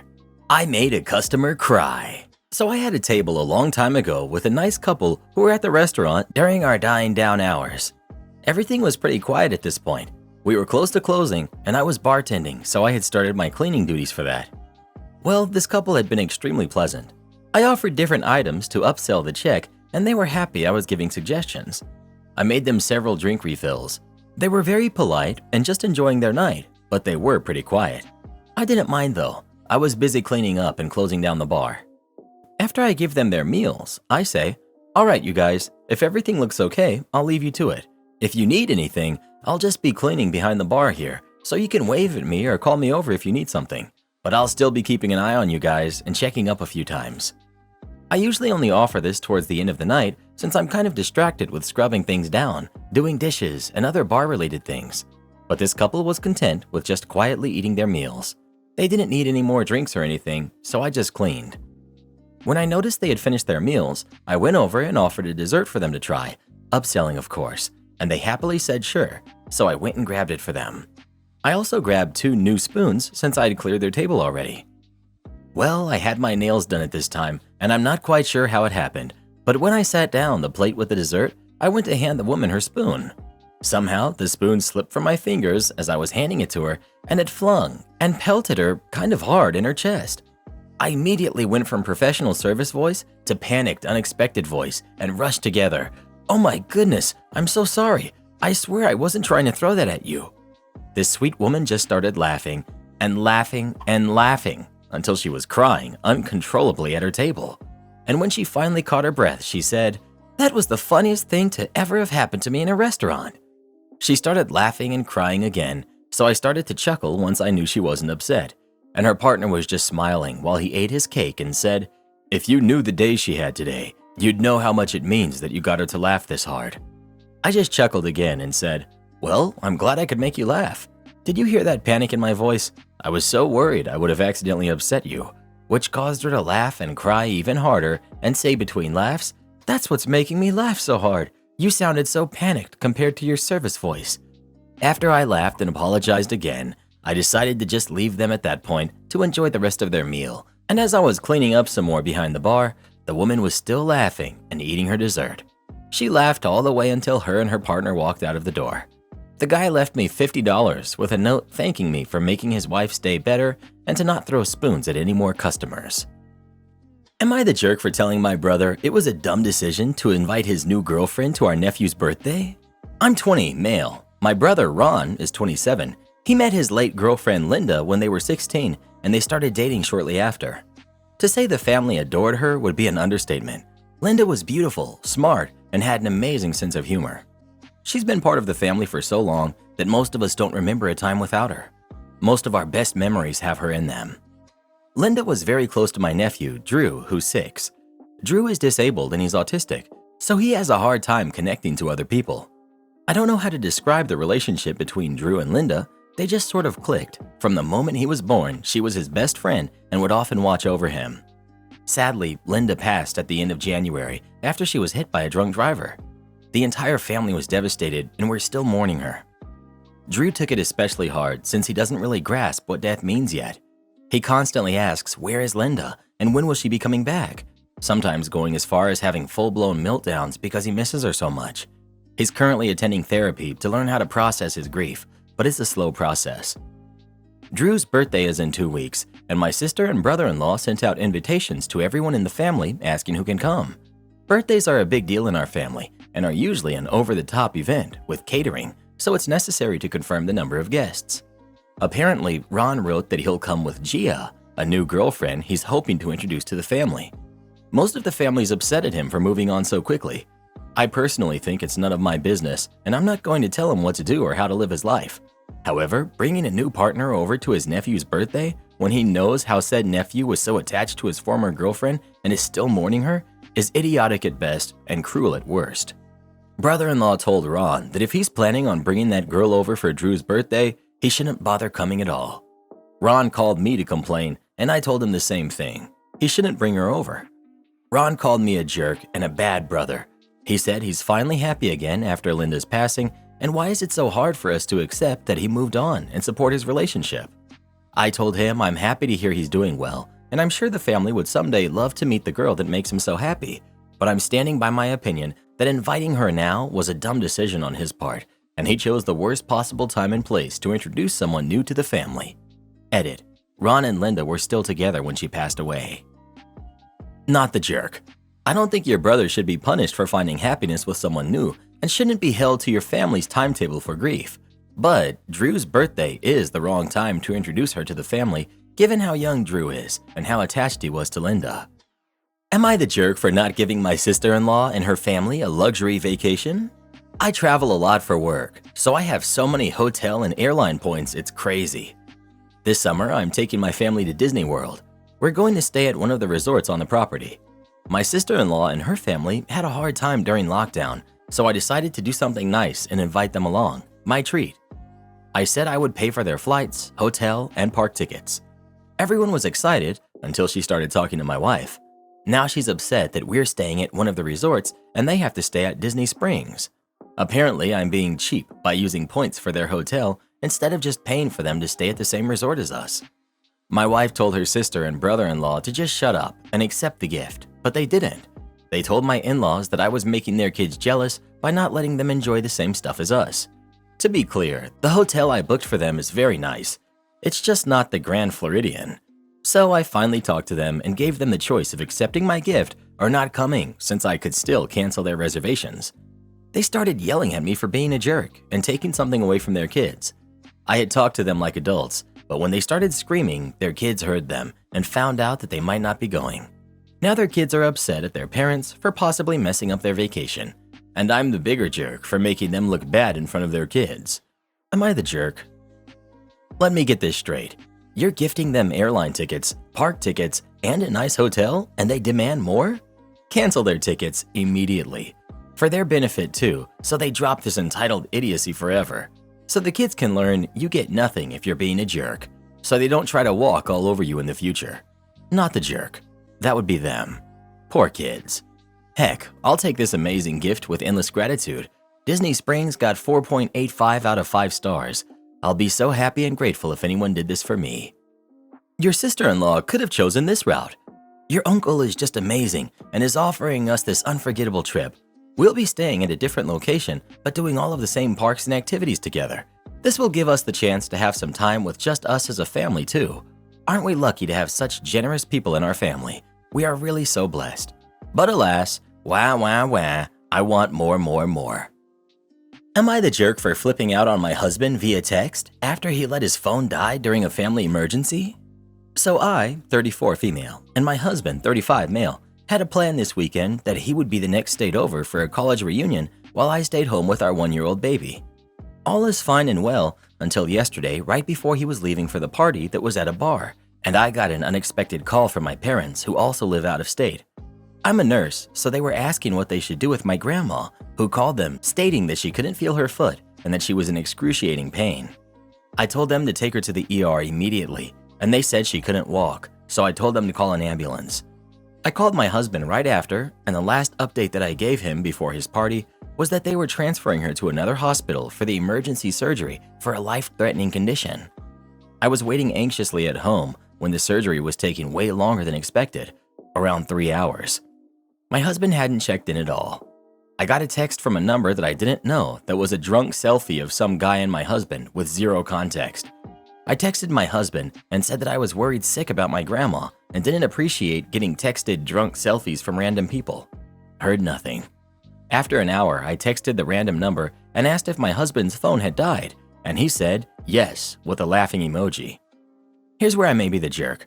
I texted back, "Cool, my grandma is still in emergency surgery, laughing face." I never got a reply to this. About 4 hours later, when my grandma survived and was transferred to the ICU, I texted my husband how much he had let me down. This turned into a fight where he believes that he did nothing wrong because I knew he was looking forward to this party for 2 months and he couldn't do anything anyway. I blew up and told him how irresponsible it was for him to get drunk and let his phone die while I was alone with our baby during a family emergency. He apologized for not checking in more, to which I corrected that he didn't check in at all, not even the next morning, and he says that he did his due diligence in making himself reachable, and I said that a random number texting me a drunk selfie does not count as him telling me that his phone was dead, and that's how I should reach him. He said the name of the bar in passing a few times, but I couldn't remember the name, and I did not know the name of his hotel. He says I'm just overreacting, and it's not a big deal because it's not like he could do anything from another state, and that he did nothing wrong. Seeing his friends was important to him, and a lot of them he hasn't seen in 15 years, and that he shouldn't have to disrupt his plans to cater to me. I didn't ask him to take the next flight home, just to be available or communicate that he wasn't. I told him that I was afraid, and he could have at least checked to see if I was okay, and that it also isn't okay to let your phone die when someone else has your kid, even without an emergency. So, am I the jerk for flipping out on him? ETA. The emergency happened right before the party, so he was sober at the time and aware of the situation. I called him immediately after I had my parents call 911. You're the jerk. Let your husband enjoy himself and give him a break from the endless nagging. Don't be surprised when he cheats on you with another woman, one who isn't going to nag him constantly about things that he has absolutely no control over. You guys are heartless, individualistic jerks. They're a family. He's a partner and a father first.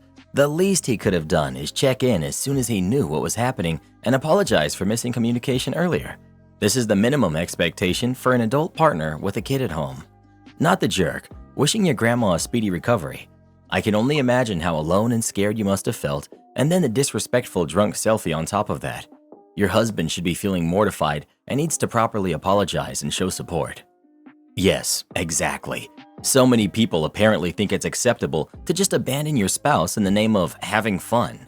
My husband and I have lives outside of our marriage, but we always make sure we're reachable or inform the other person when we aren't able to be. Moral support during an event like this should not be so much of a debate. It's the bare minimum you do for a partner you're supposed to love and have promised to support in good times and in bad times. This is one of those bad times for your spouse, and you should make yourself available to them for that, even if it is long distance. Am I the jerk for declining to be my cousin's bridesmaid because our wedding is on the same week as my college graduation? My cousin, let's call her Polly, she's 24, recently got engaged, and she announced that the wedding would be in Puerto Rico next year. Polly is the first person in my generation to be getting married, so it's a very exciting thing for our extended family. Growing up, we were not super close since our parents didn't have a good relationship. However, as we were the only girls in our generation, she asked me to be a bridesmaid for her, which I am very flattered by. The problem, however, is that the wedding is on the same week as my college graduation. At my school, graduation consists of a week-long events, traditions, and ceremonies, which I know may sound trivial, but I didn't have a high school graduation due to lockdown, and my entire first year was online, so I've been looking forward to the graduation festivities for the past few years. I told Polly that I couldn't be her bridesmaid since I don't want to miss my own graduation, and also that I probably won't have the bandwidth to help her with all of the bridesmaids' duties leading up to the wedding. I could still attend the actual ceremony since it's the day after my graduation, but I just wouldn't be able to arrive before then. My cousin got very upset and basically told me I'm being selfish for putting my wants over our family and threatening to not invite me to the wedding. I lost my temper and told her that she could go ahead and take my name off the list then, since I cannot be her bridesmaid. Now my entire extended family is asking me to apologize to Polly and to agree to be her bridesmaid. My aunt, Polly's mom, actually suggested me to skip graduation altogether since they will just mail me the diploma if I can't attend. My parents were not very happy with what my aunt said, and now they're having an argument with her, and also said they would not attend the wedding either. I didn't mean for it to get to this point, and now my grandparents are also getting involved. Yesterday, my grandma actually called me and offered to pay for my flight to Puerto Rico if I agree to be Polly's bridesmaid, and it really hurt because I've already made peace with the fact that she isn't coming to my graduation since she can't afford the extra plane ticket to fly from home to my college and then to Puerto Rico, and the wedding is more important, which I 100% understand. But now it just feels like she doesn't even care. Am I the jerk for doing this? I thought I was justified for not wanting to miss the graduation week, but now I'm not so sure anymore, considering all the reactions from my extended family and especially my grandma. Not the jerk. Congratulations, OP. A 10-year graduation, you earned it. This is a legit conflict of schedules, and you're not even that close with the cousin to begin with. Family is causing drama for its own sake. Am I the jerk for mansplaining to my girlfriend? I personally don't think this is an issue of mansplaining, but I want to present her perspective of the issue fairly and objectively. I don't want to make this story seem completely one-sided like some of the other stories I read on here. I, 23 male, am someone who loves fun facts. I love telling my friends and family fun facts and seeing their faces light up with the same interest as mine when I had first heard the fact.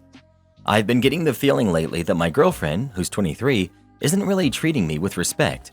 When she talks to me, she acts kind of withdrawn and dismissive, and I sometimes feel like she responds to me as though she's like a boss speaking to a subordinate. Whenever I tell her things, she may be listening or she may not be.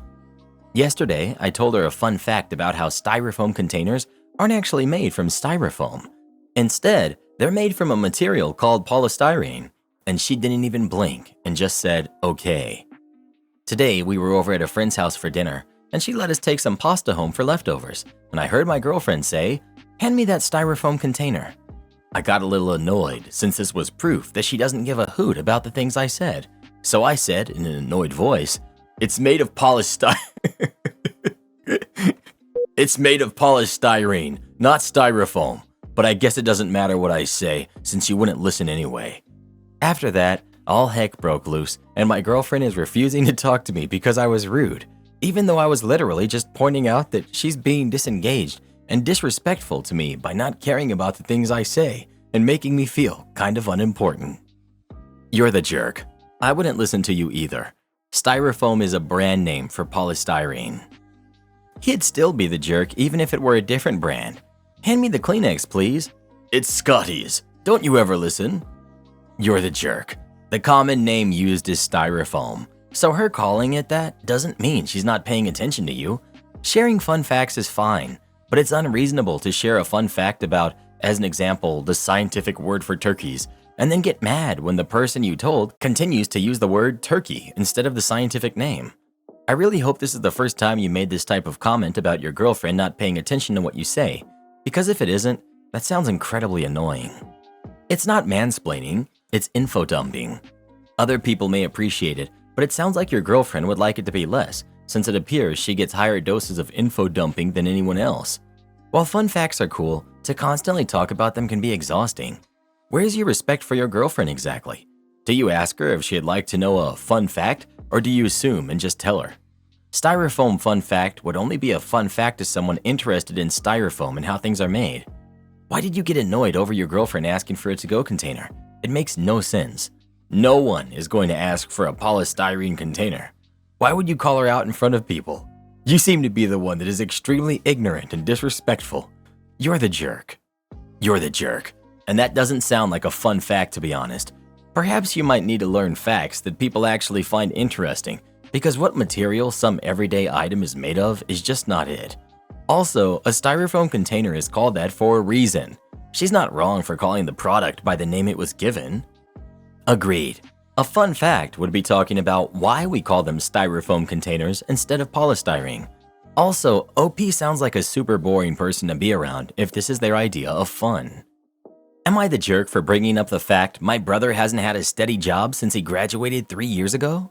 Today, we had a little barbecue for Memorial Day at my mom's house, and my brother, who's 21, was noticeably tired and not really speaking unless spoken to, but he's kind of always been like that. It was enough to be noticeably worse today, though. I asked him how he was doing, and he said he's fine, and he just had a long night with his friends playing PlayStation.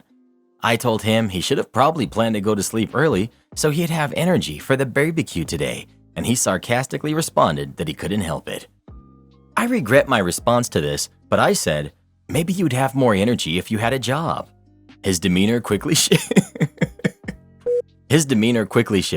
and he was pretty insulted. But it's been a recurring argument between us that he needs to get off his butt and help our mom with rent. But for some reason, he just doesn't.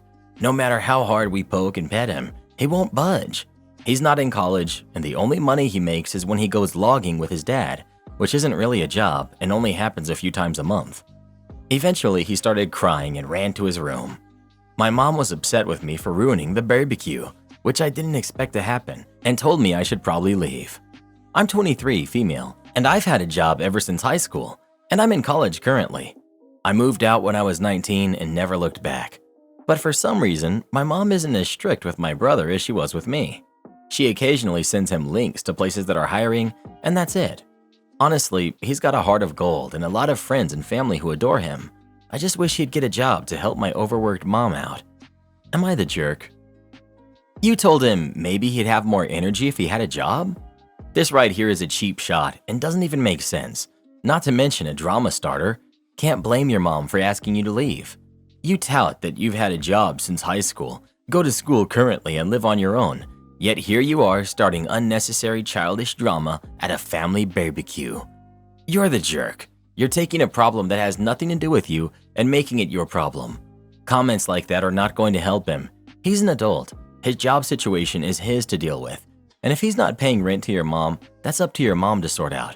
I also think that you are not accounting for details you may be unaware of here, like if he may be dealing with some mental health issues or other problems in his life.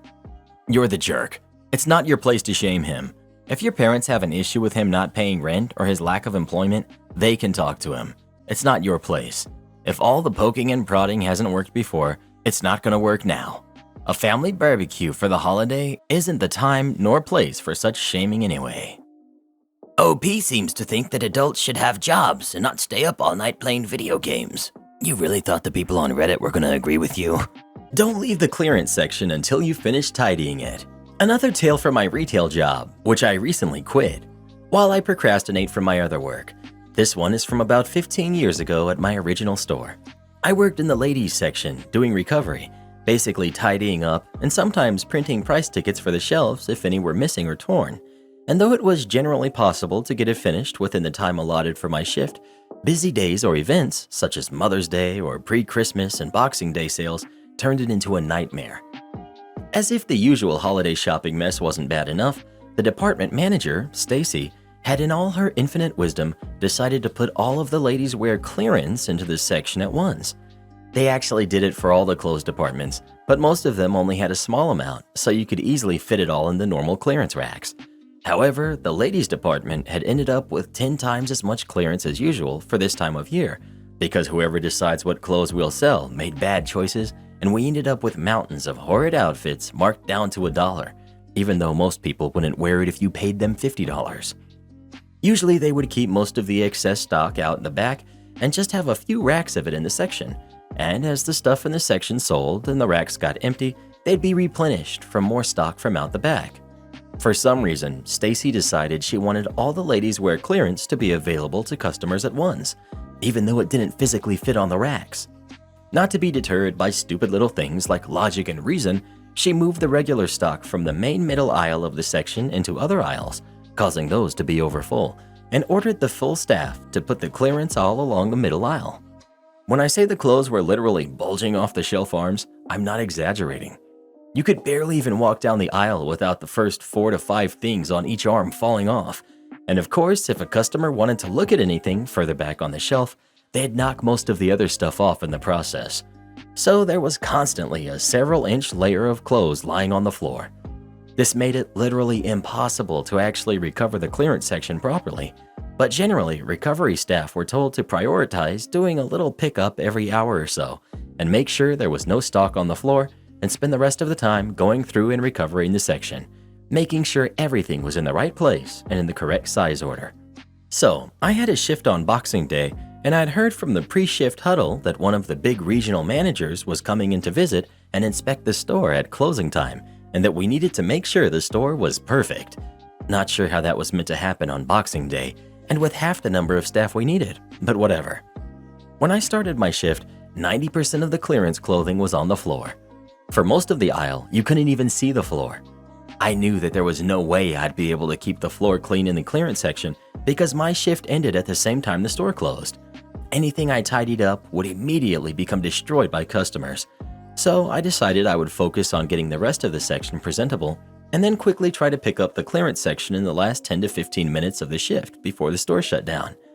At the start of my shift, I did a half-attempted pickup and clearance and tried to shove most of the mess to the side a bit so that it would at least not be right in the middle of the aisle, and then went to start the rest of the section only to be confronted by Stacy.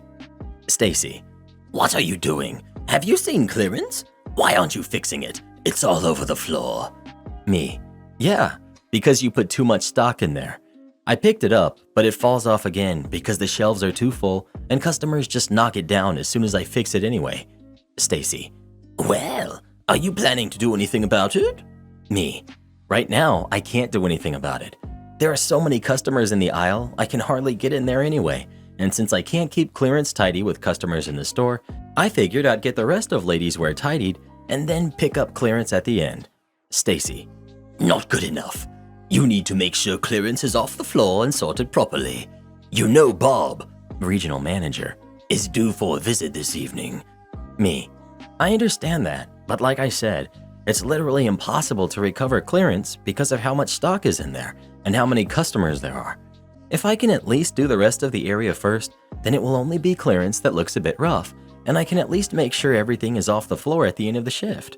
Stacy: You don't get to decide what you prioritize. You need to make sure clearance is perfect. I know no one likes clearance, but you need to stop making excuses to get out of doing it. So don't leave the clearance section until you finish tidying it. Me: Okay. 5 minutes before my shift ends and the store closes, the regional manager, Bob, shows up and is escorted around the store by the store manager, Mark, and Stacy. They stop in front of ladies' wear, and Stacy just breathes. What on earth? You see, I had finished tidying clearance, but the shelves were still overfull, none of the stock was on the floor in that aisle, and everything was in the right size, order, and hanging neatly. The clearance section was my magnum opus of recovery, if I do say so myself. However, the rest of ladies' wear department had not been touched. Since I couldn't finish tidying clearance until the store was pretty much closed, and I wasn't allowed to leave clearance until I did finish it, it meant that the rest of the department looked like a bomb had hit it, with stock all over the floor, clothes draped over the shelves instead of hung up properly, broken coat hangers everywhere, and abandoned shopping baskets and piles of stock from other departments left lying around in the aisles. Bob and Stacy looked like they were about to lose it on me, but Mark, who knew I was generally a good worker, asked why the department was in such poor condition given that I was meant to have been recovering it for 3 hours. I explained. Stacy told me I wasn't allowed to leave the clearance section until I'd finished tidying it, but there's so much overstock and so many customers pulling things apart that most of the stock won't stay on the shelves. And one of those moments of perfect cosmic timing, right as I said that, one of the shelf arms behind me gave way with a loud crash, sending an entire rack of clothes to the floor.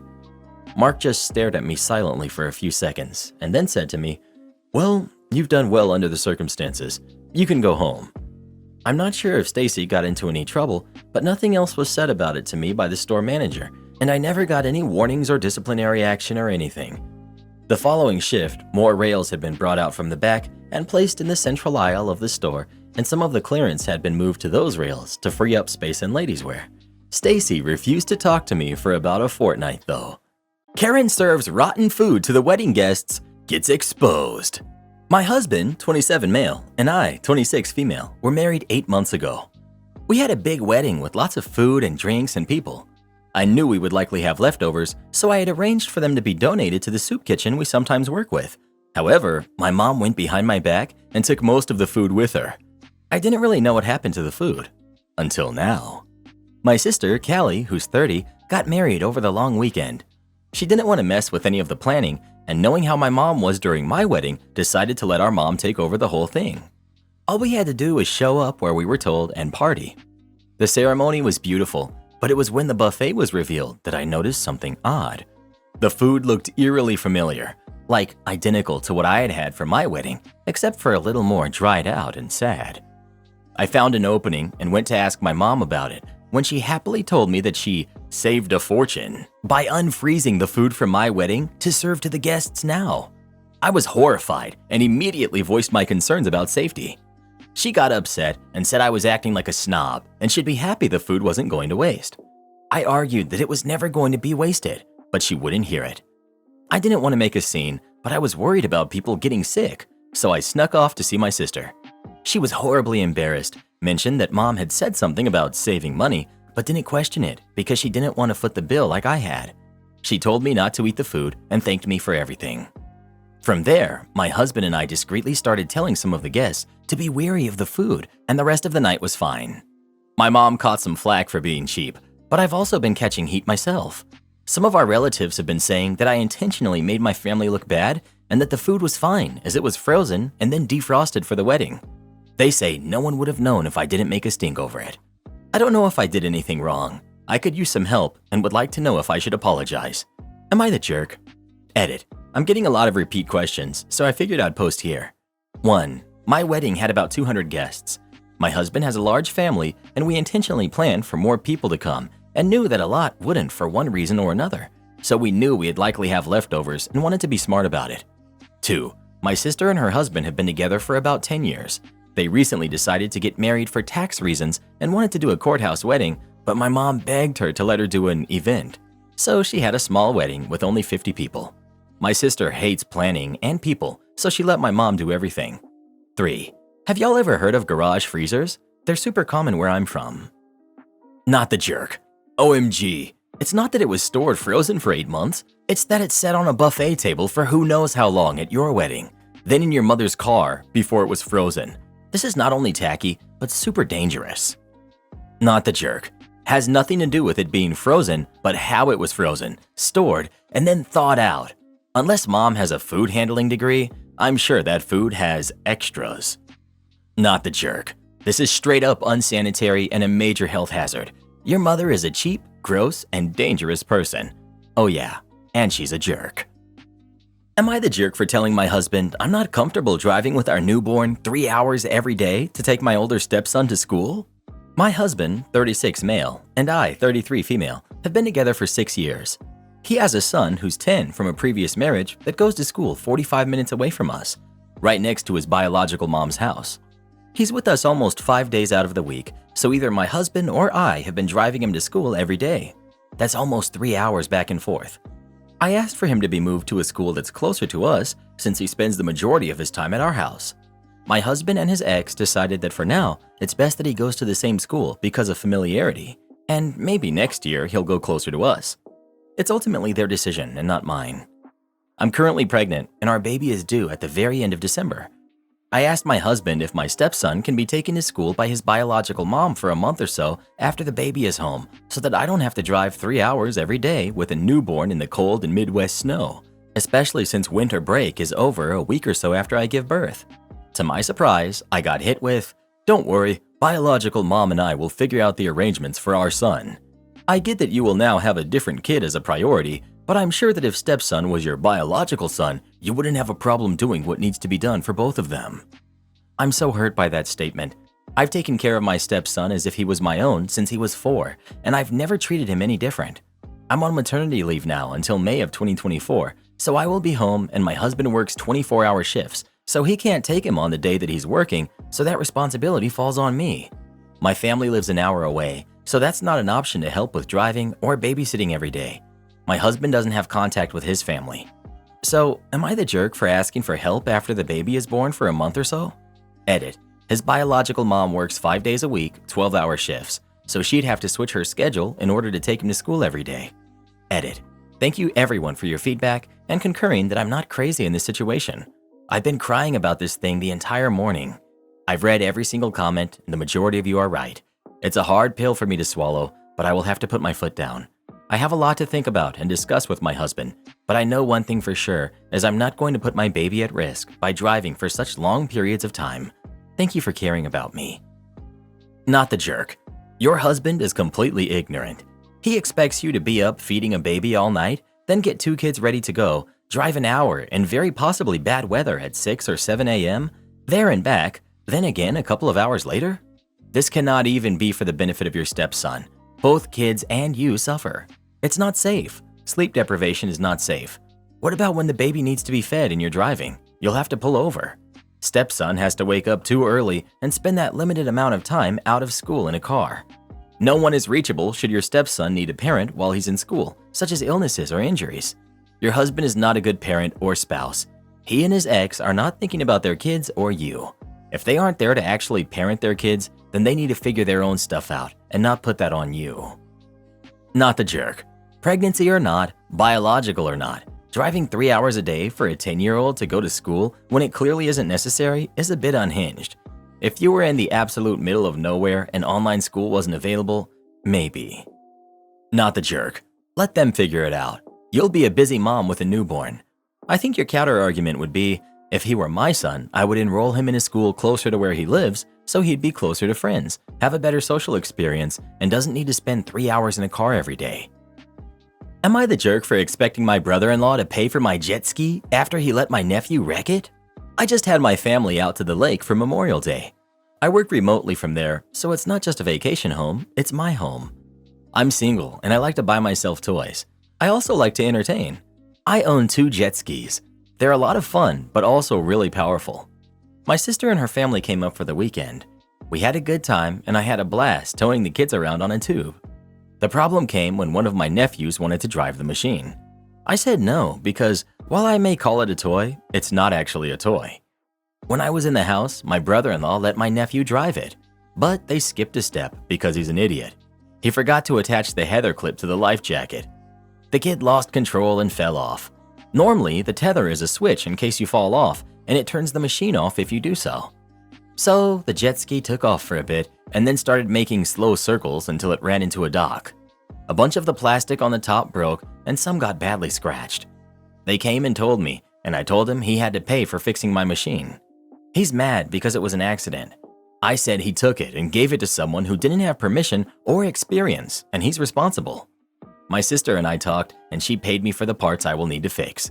My brother-in-law is upset because it came out of their fun budget, and now he has to save up again for their vacation. Am I the jerk? Edit. My nephew wasn't hurt, just scared because he fell off, almost getting run over by it, and having to swim to shore. Not the jerk. Your brother-in-law should be begging you not to press charges. That was stupid and dangerous, and he risked his own son's life with his attitude. For real, no means no. Why would your brother-in-law allow his son to use this machine without ensuring his safety in the first place? It came out of his fun budget. Boo-hoo. Be responsible, not the jerk. Am I the jerk for kicking my sober brother-in-law out of my barbecue? I, 31 male, and my wife, Gal, 30 female, recently bought our first house, and yesterday we hosted our first big barbecue with both sides of the family and friends. Gal's brother, Jim, who's 26, has been sober for 5 months. I don't like Jim. Besides that, he's generally an annoying person. He struggled with his drinking and pills for many years and did all kinds of stuff to the people around him. Lots of theft and trespassing to keep it brief. He's sober now, lives with Gal's mom, and I guess he is getting his life together.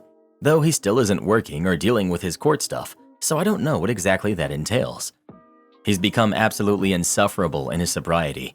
Everything is about Jesus or sobriety, which I could make peace with, but he also has made it a habit of trying to save everyone around him from the dangers of alcohol. Every visit turns into a sermon or him walking around asking personal questions about people's drinking habits, insisting they need to reconsider their relationship with alcohol. I specifically told Gal that if Jim was invited to this barbecue, that she was going to call Jim and tell him that we wanted none of his preaching there. She got on the phone with him, but she was beating around the bush, so I asked her to put it on speaker, and I told him, Jim, you are invited, but you will not talk about sobriety unprompted to any guests. You're not a doctor or a counselor or nothing, so just don't. I don't want to hear a word. Both Gal and Jim said they understood. Well, the barbecue starts. Everyone was having a good time, and my uncle shows up. I offer him a beer, and he says something like, after this week, I'm gonna need something stronger, boy. Where's the brown stuff? On cue, Jim says something like, I don't know. Kind of concerning that that's how you choose to deal with a bad week, no? I straight up say, hey Jim, how about you grab your stuff and get out of here? He says, Oh, come on. I didn't mean it like that. I say, Jim, I'm not asking you twice. Get the heck out of here. I've known this man my whole life, and you just called him a drunk in front of my family, so you can leave. He tried defending himself, and I just said, I asked for not a word, Jim. Everyone says I'm the jerk for not even giving him a chance or letting him apologize, but I think I was clear enough, so am I the jerk? Edit. Later on, when mother-in-law, sister-in-laws, and Gal kept going back to the point, Jim did not call your uncle a drunk, And I kept saying, he sure did. If he's saying my uncle deals with his issues with booze, then you're calling him a drunk. They say I'm putting words in his mouth, and that's not fair. I said he's the one calling out people for problem drinking. What's he think people are going to do when he's calling them out? Not the jerk, but you didn't want him there because you don't like him, so you shouldn't have invited him in the first place. Not the jerk. This is about intention. Brother-in-law didn't attend to enjoy a social gathering. He came to preach, judge, and condemn. His recovery journey is an ego trip. He was not there to catch up with family, talk, and laugh. He was there to cast the sinners down and shine his divine light upon the ignorant masses. He's the textbook definition of insufferable. You don't owe anyone an invite. Why would you tolerate someone whose only desire is to rain on your parade? Not the jerk. Sure, you were overly aggressive, but now your brother-in-law knows that you're serious about this, and maybe next time when you say no preaching, he will take you seriously. Unfortunately, with setting boundaries like this, you have to be ironclad with it the first few times to let people know that you're serious. Otherwise, they will walk all over them. Would I be the jerk to pay $5,000 to not shave my head?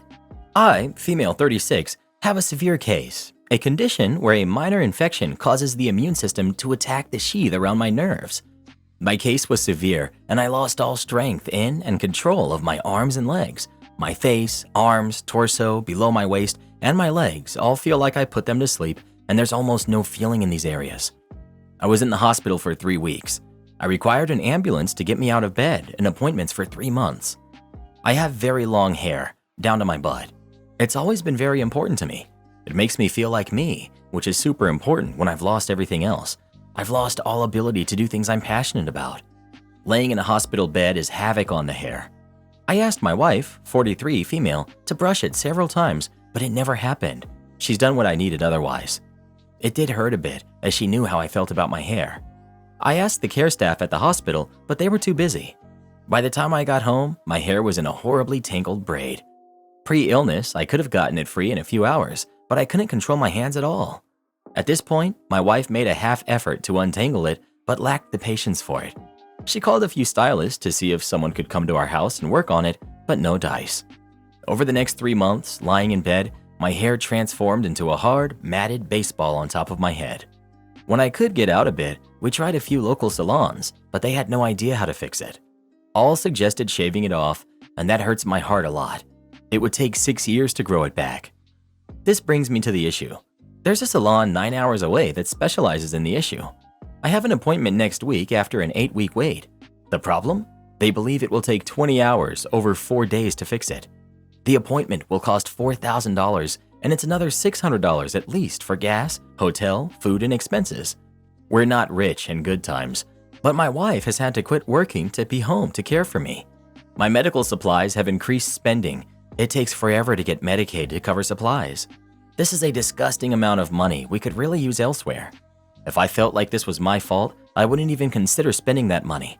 I feel like my wife could have prevented this all by just brushing my hair or having a measure of patience to detangle it when I got home.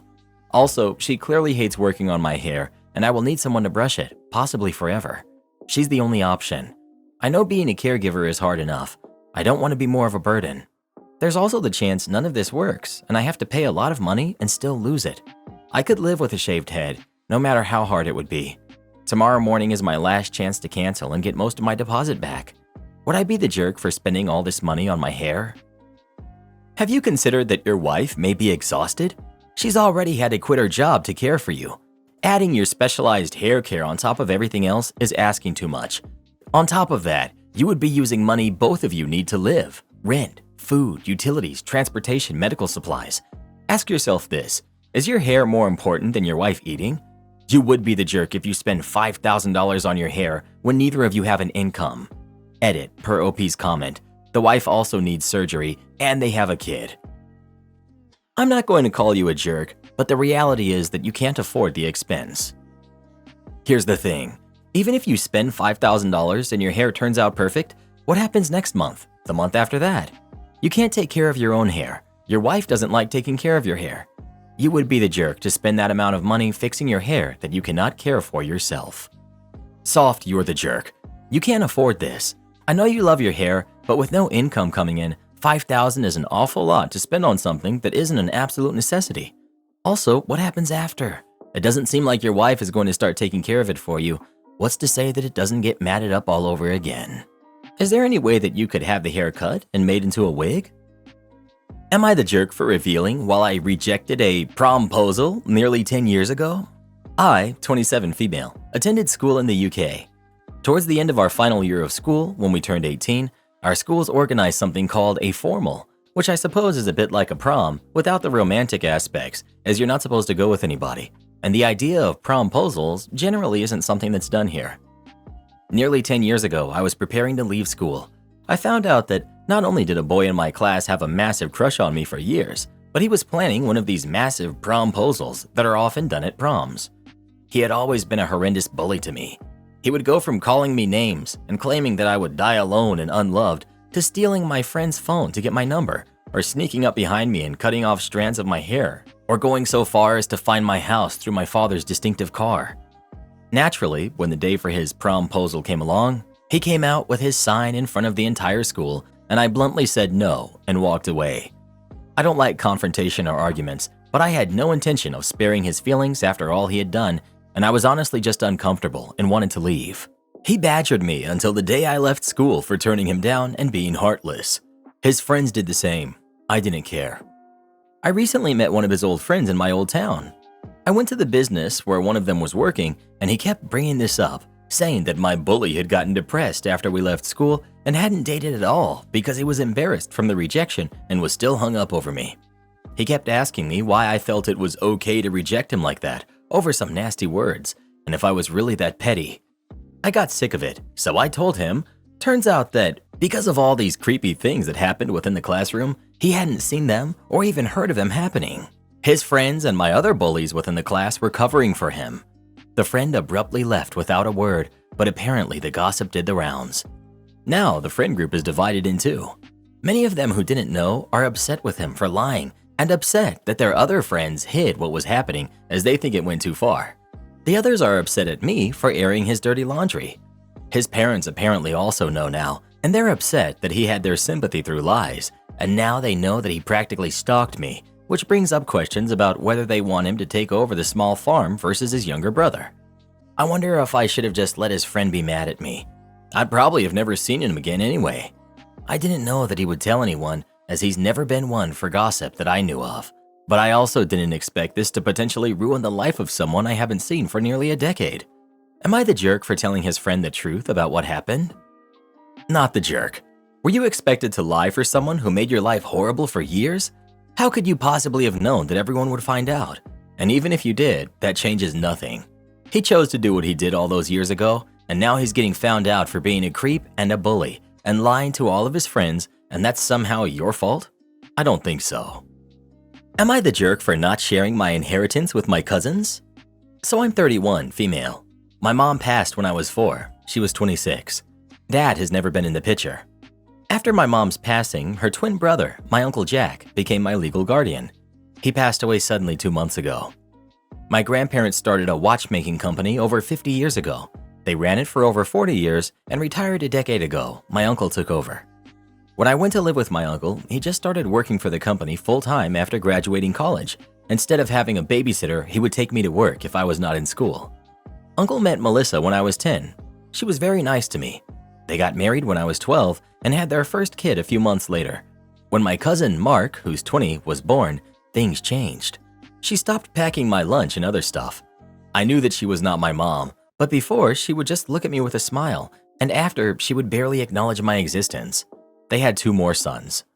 Anyways, I worked there part-time as a teen helping out, and Uncle taught me a few things. Uncle took over the company in 2012. My grandparents gave it to him. He took it from 145 employees to almost 1,000 in 10 years, even started a watchmaking school. I went to college, then Uncle hired me full-time as a designer. Time went on, Mark would work for like 4 hours a week and get a full week's pay, and I've heard all of my cousins and my aunt talk about how watchmaking is stupid and that it's too much for something that only tells you the time. This comment is particularly ignorant, as we don't make only watches anymore, and I thought Mark paid just enough attention to know that, but it seems I was wrong. So it never seemed like they were interested in the company. Back to now. After my uncle's funeral, my aunt informed me that they were selling the company as it's useless to them. but they were willing to let me make an offer first. I was heartbroken. I just lost my uncle and was probably going to lose my job because there was no way I could get the money. Last week, my uncle's will was read. All the money was divided in equal parts among me, my cousins, and my aunt. She got part of his house. I got the company, 100% of it. They were furious. I now have some friends saying it's their right to be upset for not getting something they understood that they were getting. Extended family calling me a thief because it was their father's company. And my cousins texting me things like, "Just give it to us. We're contesting the will. Meeting our lawyer tomorrow." Or, "We're going to destroy you for what you're doing." My grandparents are on my side, but I just feel like I'm being harassed by all these people. Edit. I can't fire Mark right now. If I do, it would just be a huge risk. He has flexible hours written on his contract and he's salaried. And with all this drama, I'm getting a lawyer to deal with this. And I don't actually talk to my aunt and two oldest cousins. The youngest is 11. I just open their messages to take screenshots. Not the jerk. They're just upset their payday was ruined. Your uncle clearly wanted his company to stay in the family. That's why he gave it to you. Karen and her family harassed my girlfriend and I over a parking spot. Big mistake. I live on a cul-de-sac where I rent a back house from my landlords. There's another elderly tenant who lived inside the landlord's house I was very close with that we'll call Good Sir. I have these neighbors next to me who I had gotten along with for as long as I had lived here before lockdown. The husband, we'll call him Mr. Chill because he had been really cool with me. My neighbors have 3 cars between them. 2 belong to Mr. Chill and his wife. We'll call her Mrs. Hypocrite, and the other car belongs to their daughter. When lockdown hit, Mr. Chill's family, for some reason that didn't make sense to me, suddenly stopped parking their cars in the driveway and would park them all on the curb in front of their house, as well as daughter taking the spot I usually parked in. Finally, after a few months of this going on, I see their daughter outside, and I ask her if she wouldn't mind sharing the spot that I used to park in with me, explaining my situation with being overworked and exhausted from my job. She gives me an annoyed look and just responds by saying, "I use it." I realize I'm wasting my time. I tell her never mind and I go inside. Not even 5 minutes later, there's a knock at the door, and it's Good Sir, letting me know that the neighbors want to talk with me. Mrs. Hypocrite is standing there all upset, asking me what the problem is. I explain to Mrs. Hypocrite what I said to their daughter, and she apologizes for coming off so angry and says, "You know, street parking is what it is. It's first come, first serve, and we're not parking to try and give anyone a hard time." The conversation goes nowhere, but we do end it peacefully. About a week later, I'm parked in my spot for a change, and my girlfriend comes over to visit. It's summertime and it's hot outside. Later that evening, I get a knock on my door, and it's Good Sir. He says the neighbors want to talk, and I see Mr. Chill standing right there, and he just asks if my girlfriend could move her car because she's got a bunch of curb behind her, but not enough for another car to fit.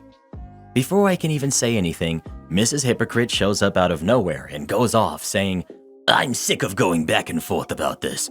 She is double parked and there's not enough room for another car to fit. I understand that she's your girlfriend and she's visiting, but I believe that residents should get priority parking first. It looks like you guys are trying to save the parking for yourselves, and I'm not dealing with this anymore. She needs to move her car." I'm in complete shock and have a lot that I wanted to say, but I don't, and I just go inside to ask my girlfriend to move. She thinks they're hypocrites and moves just because she feels like that's all they have to feel proud of in their lives. The only reason I gave in to them is just so my landlords do not get involved and risk it turning into them not wanting to renew my lease with me. Otherwise, I would have said something. Funny enough, even though they got upset at my girlfriend for double parking, their daughter is the queen of doing that on our cul-de-sac without Mrs. Hypocrite telling her anything. Last year in November, Good Sir wasn't doing too well and went into hospice care. He gave me his car as a gift and a thank you for being family to him. I now had 2 cars, 2 spots, and an idea. Enter petty malicious compliance. Mrs. Hypocrite said that street parking is first come first serve and that residents should have priority over the parking. Well then, so be it. I only need to use 1 car and the other can just stay parked. Since I am a resident, I decided to park whichever car I'm not using in the spot that I would normally park at and swap them out every 2 weeks in rotation. My girlfriend parks in the reserved spot Good Sir used to. The daughter, her boyfriend, and Mrs. Hypocrite have not touched that spot since I started doing this, since one of my 2 cars is always there. As a little bonus too, Mrs. Hypocrite put one of their cars they aren't using back in the driveway, and when there's a party going on and all the parking is taken up, the spot in front of their house is sometimes open, and since, again, I am a resident and the guests have all taken the other spots, well, I guess I do need a spot to park after all, right? Sorry, Mrs. Hypocrite, and to the daughter. I guess you'll just have to park around the block and take a nice walk to get to your house. I'm only following what you believe the parking rules should be. Am I the jerk for filing a noise complaint about a single mom with a newborn? I, 26 female, live in an apartment. I'm a resident in a medical profession and I work 100-hour weeks, plus a lot of additional hours of studying and paperwork. I hardly sleep as it is. I cannot wear earplugs because I need to be able to hear my phone when on call or if I'm called about a patient under my care. This happens frequently and I never turn off my phone and only update it when I'm at work. Just for an idea about how strongly I'm attached to my phone. My downstairs neighbor had a baby last month. Since she came home from the hospital, I haven't slept through the night. I'm woken up every 1 to 2 hours by the baby, and this baby screams. I know the mom is trying her best. I'm sure she doesn't want to be woken up either, but I'm losing it. I fell asleep Thursday standing up in the middle of rounds. My attending was not impressed, and I was reprimanded. My boyfriend has been encouraging me to file a complaint because it's not fair that I can't sleep. I've tried to talk directly to my neighbor to ask if she could stop walking around her whole apartment. I've tried sleeping on my couch, which is better, but mom walks the baby around the apartment. Or maybe if there could be some soundproofing done. But every time I've had the chance to go to her apartment, she's got a note about the baby sleeping and please don't knock. I do not have her number or any other way to contact her. I feel weird about leaving a note and want to address it in person. So I spoke to my landlord Friday evening. I was very clear that I'm not trying to blame her. I just wanted to know if there could be some soundproofing done or something. The landlord said they would look into options. Well, Saturday I had a day off mandated because I'm now considered a risk to patients, which is causing a whole host of issues for me.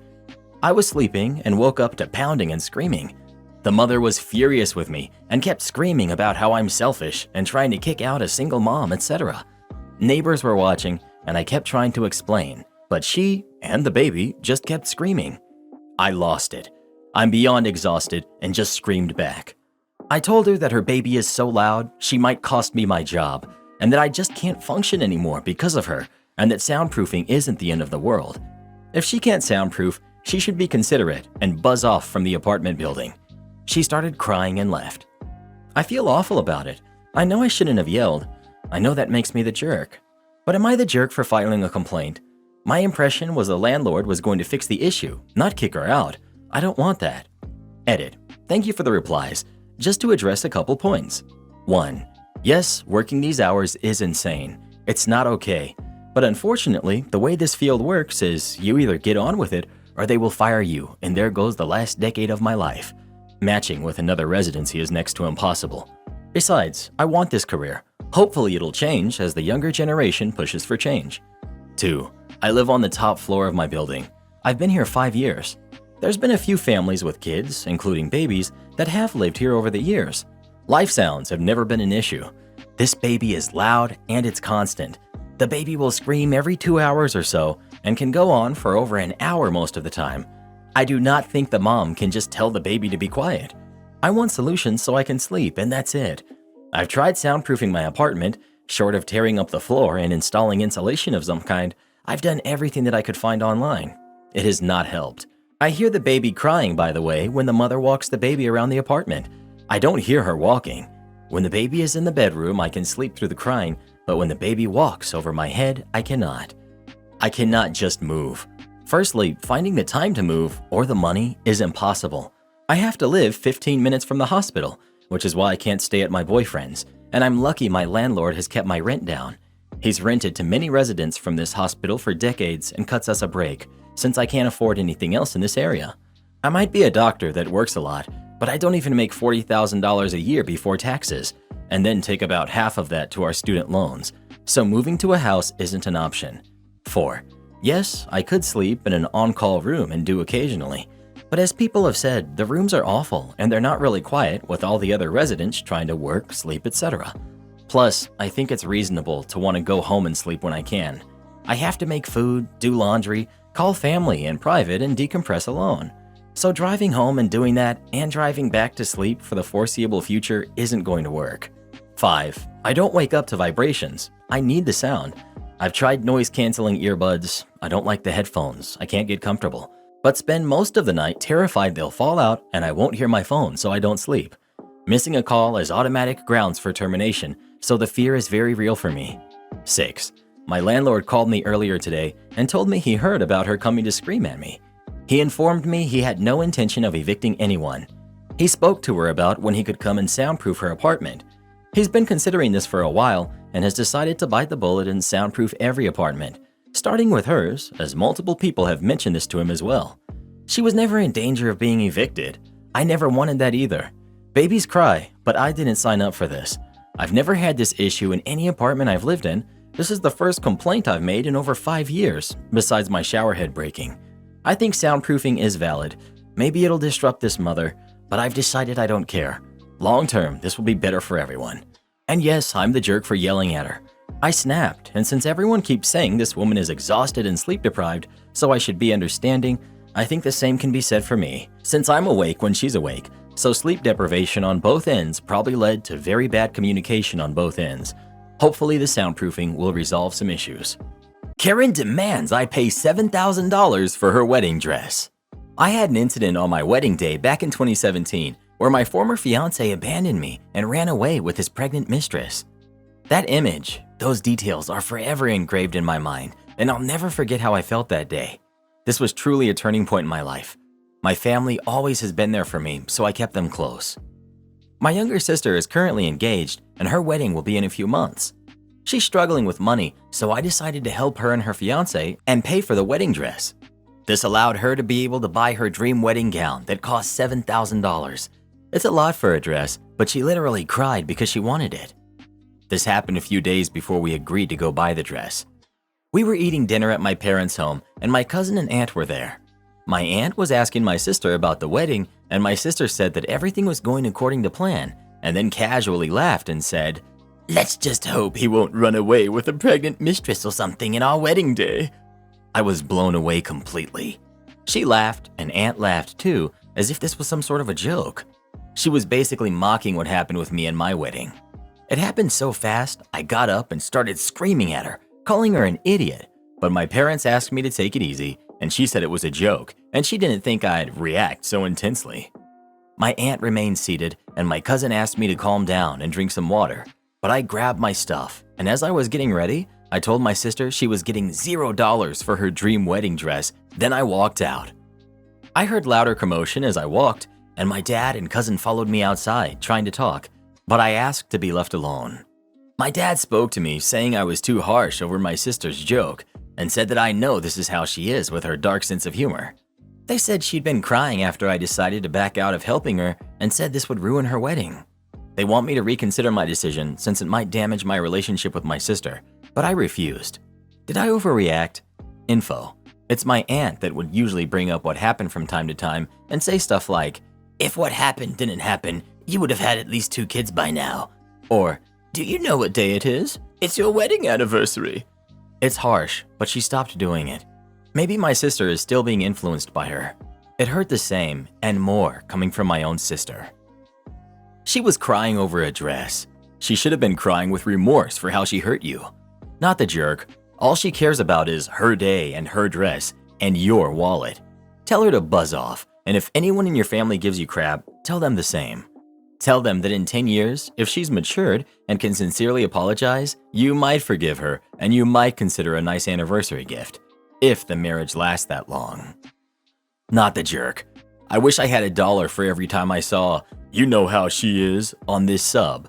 It's just the same as saying, "Yeah, we know what they did was wrong, but they don't listen to us, so we're going to try to guilt you into fixing this." You were under no obligation to pay for your sister's extremely expensive dress. It was a wonderful act of kindness. As thanks, your sister threw the most traumatic experience of your life in your face and laughed about it. $7,000 can buy a pretty amazing holiday, OP. You definitely deserve it. Just saying. Oh yeah, no better way to invest $7,000 than in some expensive holiday trip. Whoa, what's wrong, Karen? You seem upset today. No, it's just sometimes the commenters say such stupid stuff. Like, yeah, the sister was a jerk and there's no way I would help with her wedding. But telling someone to go waste $7,000 on a trip because of something like this, that's just dumb. Well, it's Reddit, Karen. You know how these people are. They all compete for upvotes. And the more, soppy what you say is, the more upvotes you get. Yeah, and the more common sense you have, the more downvotes you get. You have to pay at this machine. It legitimately pains me to write this one because I love this barbershop. My barbershop. I go here all the time with my sons. Always great haircuts. Today's malicious compliance has to do with trying to simply pay the bill. My son got his crazy 16-year-old haircut. His cut took a lot longer than mine, so I waited until both of us were done to pay. Then it was time to pay as my son walked towards me. I checked his cutout with cash in hand as I heard a man yelling, Sir, hey, you need to pay. Okay. I started to walk towards him with my clearly visible cash, but he wasn't looking at me. He said, You can't not pay. You come over here and pay right now. I tried handing him cash. He slapped it out of my hand. He slapped my hand so hard that 2 of the bills fell out. Then he said, You need to pay at this machine, slapping his hand hard on the machine. I was upset at this point and embarrassed because I could feel the awkwardness in the air. Enter malicious compliance. I was livid. I decided, hand still stinging, I'm choosing today to stick up for myself. I slapped my money the way he slapped my hand, directly on his machine. I kept picking the machine up, scanner, to look for a hole to put the cash into. I tried flattening it, bending it, folding it, whatever it took to shove this money into the machine. Then it finally happened. The man lost his mind. Why did you not tell me it was cash? Why? Why? I could have argued. I just stood there staring, knowing he would spin himself into a tizzy. He totally did, but not in the way I could have expected. He ripped my money, threw it in the air, yelled and walked away, pushing barber's chairs that... This is so fake. It's so fake. Come on, guys. Come on, guys. Come on. Am I the jerk for wearing my wedding ring to my sister's wedding against her wishes and hijacking her night? My sister, 29 female, got married last Saturday. The ceremony was beautiful, and I enjoyed myself as much as I could, even though I don't like weddings. The dramatics were not quite as enjoyable. I, 27 male, hadn't seen my family in a few months, and we've only had a handful of phone calls over the course of these months. It's never on purpose that I pull one of these disappearing acts. It's mostly out of habit. I've been fiercely independent for most of my life, and I get easily caught up in whatever I'm doing at the time that makes it hard for me to remember to keep those not in my direct line of sight in the loop. My mother is the same way. It's also nice visiting around times when big events like this are going on, as my mom is prone to hovering whenever I'm home, and this takes some of the spotlight off of me. I had been in Ireland around 8 months prior to flying in last Thursday. I was originally there to spend 2 weeks with my best friend who, thanks to the aforementioned one-track mindness I possess, I had unfortunately grown apart from within recent years. Ours was a friendship that had started when we were 14 and was one of the most important relationships in my life for over a decade, and I wanted to put more effort into it so I didn't lose it. He was spending time overseas as to reconnect with his heritage since his father's passing. I was already traveling, and my stay obviously turned out to be a lot longer than 2 weeks. It also turned into us getting married. Funny how life works out. About 2 weeks before our trip to the States for my sister's wedding, I sent out a mass email to close family, letting them know that me and my husband were married. I wanted to assuage any possibility of us stealing any thunder right from the get-go. My mom replied that she was hurt that she wasn't told sooner or allowed to be there, which I understood. It seemed her mood flipped by the time we met in person, however. Rehearsal dinner was on Friday, and that was where we all met up for the first time. My mom was overjoyed to see me and my partner and spent a large part of the night telling stories about how she had always predicted there was something different about my friendship with him compared to others I was close with in high school. It was a very sweet moment, but at the end of the night, my sister pulled me aside and asked if we could not wear our wedding rings to the ceremony. I was confused, so I asked why. She said I was taking the attention off of her, and she was already bitter that I hijacked her rehearsal dinner. More family might take notice if I wore my ring tomorrow and cause a similar incident. I refused. Like I mentioned before, the ceremony was beautiful, but she didn't speak to me for the rest of the weekend, and we ended up leaving the reception early. Am I the jerk? You're the jerk. You were married for 3 months, and you chose to announce your marriage just 2 weeks before your sister's wedding. Then her rehearsal dinner became you and your spouse's debut, not only as a couple, but as a married couple. I don't think people's lives should be on hold, but I do think that when it comes to milestone events like a wedding, the guests of honor should have the entire spotlight to themselves, and people shouldn't take away from that. You had to know that handling things this way was going to take attention away from your sister's big day. You're the jerk. Normally, asking someone not to wear their wedding ring would be a crazy request, but I actually get where your sister's coming from. You seem remarkably self-centered and thoughtless of the impact of your actions and behavior on others. How can you not think that running off to Ireland, getting married to someone you haven't seen for 14 years, and then telling everyone 2 weeks beforehand, despite being married for 4 months, wouldn't steal her thunder? Of course, they are all going to be more interested in you because what you did was insane, and so people will be wanting to talk about that. I think you know it would, and that's why you waited. Her request wasn't really the big problem, but your overall behavior is. You're the jerk. You waited until 2 weeks before your sister's wedding to tell your family you secretly got married to your childhood best friend in an international trip whirlwind romance 4 months ago. The least you can do is redirect anyone who starts making her wedding about your new marriage. Plan your own reception. Dude, why are people on Reddit so weird about weddings? I don't know. People take this stuff way too seriously. Like, for someone to tell you don't wear your wedding ring to my event, that's just crazy. Like, how does this make sense to these people? Careful now, Karen. You know you're gonna upset some of our viewers. I just don't care anymore. Like, I don't have any faith in humanity anymore. Neither do I, Karen. Neither do I. Am I the jerk for considering giving more to my son than to my daughter in my will? I, as a 64-year-old man, want to start off by stating that I currently have stage 4 lung cancer, so I may not even have a year left to live now. To start off, my daughter, who's 30, and son, who's 26, both ended up with very different paths in life. Like the rest of the women in our family, my daughter wanted to go to medical school and study to become a dermatologist, since she wanted to have a successful job no matter what, and that she loved studying about skin conditions as well. That meant that she was willing to do whatever it took, for getting scholarships and to working multiple jobs, although I tried to help her pay her tuition as much as I could to make that happen. So now she's currently working her dream job and making a very good living, about $250,000 a year, and very debt-free now, which is something that I'm very proud of her for. While my son decided to give up on going to further schooling just so he can help aid his sick mother when her health heavily declined from leukemia around the time our son was 14 and our daughter was 18. So in order to focus more on taking care of his now late mother, and then me after I got lung cancer, my son has completely focused on working only minimum wage jobs just so that he can have more time to care for us. And even if I knew that he probably wanted to go to college and I told him to not worry about us, my son was still so kind enough that he decided to focus more on us instead so that his sister wouldn't be burdened with doing so, and simply because he loved us. Because I feel so grateful and responsible for him sacrificing so much for us, I decided to let both of my kids know that when I pass, my son is going to keep the house, all the possessions that we have in the house, including our car, and 80% of whatever money that I have left, in hopes that he could eventually use it to go to college if he wanted to. And that my daughter can have the other 20% of the money, because I wanted to leave her something, but didn't think that she needed the money that much, since she has a well-paying job, for her to be left behind with many of her mother's possessions and whatever my son didn't want to inherit from me.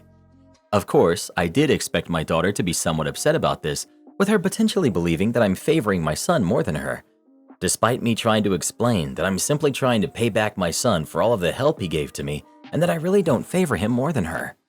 However, what I didn't expect is the rest of the family, especially the women, to call me as well as berating me for acting like a jerk and saying that I was punishing my daughter for her success, when I only simply wanted to give back to my son for helping me and my late wife. Am I the jerk, and should I reconsider splitting the assets of my will 50-50 before it's too late?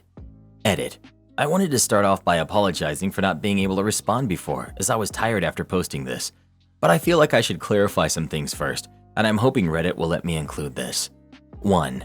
My son didn't become an official full-time caregiver at the age of 14, although he did insist on helping out because he was very much worried about his mother and loved her dearly. I was the main primary caregiver for my late wife and continued to do so up until her passing, but my son was the one who was very kind-hearted enough to want to help me, and he even insisted on taking a full-time caregiving role and giving up on going to college after he graduated high school. So yes, he does have a high school diploma under his belt, just because he wanted to help me juggle between taking care of his mother and making sure that I can help provide whatever financial support I could to his sister. 2. My wife was going on and off of her own illness, but ultimately passed 7 years ago. A whole 2 years after my daughter got her BS of health science before going into med school, in which my wife used to joke about how she only really lived longer than expected because she wasn't going to pass before she saw our daughter graduate, and we really didn't expect her to graduate so soon. I, however, was first officially diagnosed with stage 2 lung cancer about 6 years ago, and despite medicine and even chemo, things haven't been looking up for me. When my son heard about my diagnosis, he insisted again that he was willing to give up trying to go back to college and wanted to take care of me, even if I told him that he didn't have to. 3. As far as the possessions go, I did try to divide it based on sentimental reasons first before anything else. Not the jerk. I think your reasoning is sound, but I wouldn't phrase it as paying him back for helping. Phrase it as because he put his life on hold to help and that he needs an extra leg up now. This isn't about punishing her, but helping make sure they both have a chance at a good life.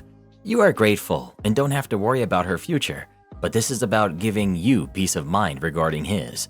Perhaps try talking to her about what memory items she wants first, since he's getting the bulk of valuable possessions. Not the jerk. Your son has put his life on hold for 12 years. He's definitely going to need a bit of help getting back on track. He's significantly behind his sister when it comes to making decent wage. 4 years of school, 3 years of college at least before he'll be where she was 7 years ago. At $250,000 a year, he's well behind her financially. You're not punishing your daughter for her success. You're rewarding your son for his time and effort. Not the jerk. If you feel 20% is less, you could give her, say, 30%. Also, has your daughter ever contributed to welfare of your late wife and now you? Additionally, I think you need to also have a talk with your son regarding his plans, because it seems that he was so busy in taking care of his parents that he forgot to live his life, and with you gone in the near future as well, so sorry regarding this, it would be difficult for him to adjust. Bruh, the fact that she makes $250,000 a year, yet she's upset about her brother getting more inheritance even though he makes minimum wage? Like, I'm sorry, but she sounds like a bad person. I wouldn't leave her anything, dude, seriously. Yeah, if I was her, I'd be like, give him everything, I'm set, I'm good. He's the one who needs it. Am I the jerk for not upgrading my sister to a suite with the rest of our siblings? This summer, my siblings and I, 32 female, had the opportunity to take a vacation together. Something we've not been able to do in the past due to our time and scheduling conflicts, as well as we're all busy with work, school, and family life.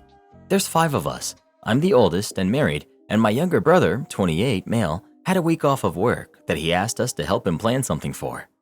We all decided to take an all-inclusive week-long vacation that my younger sister, who's 30, found a good deal for, which was within all of our price range. I'm sharing a room with one sibling, my brothers are sharing another room, and my younger sister, who's 30, is in a room by herself.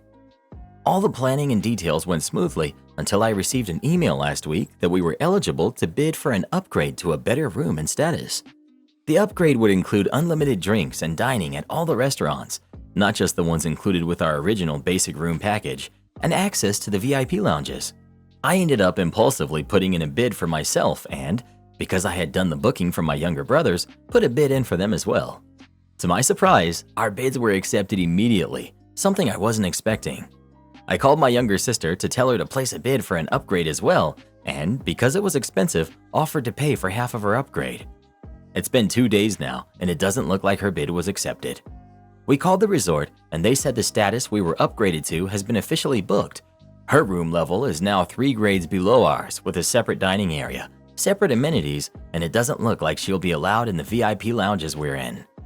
We've tried to think of ways to sneak her into our lounges and restaurants, but she's acting like we left her behind and has become mopey and sad. She's making sarcastic comments about keeping to herself in her poor person section, and it's making everyone feel guilty. The whole trip was initially her idea, and I don't think it's anyone's problem but her own if she didn't get the upgrade like the rest of us. I'm stressed now that this will ruin our vacation altogether.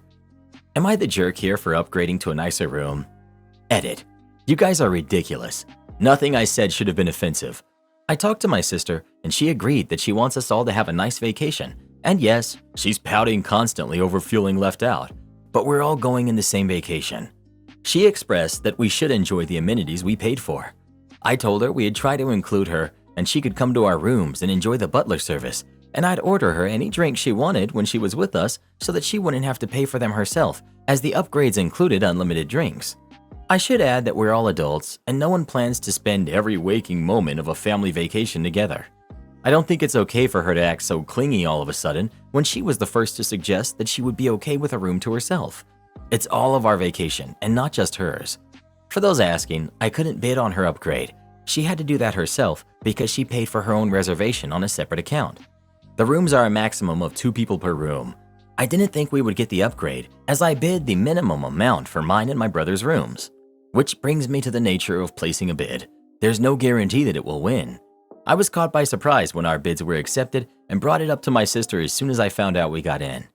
My sister is also usually on a budget, and I didn't think she'd be interested in the upgrade anyway when I placed the bids.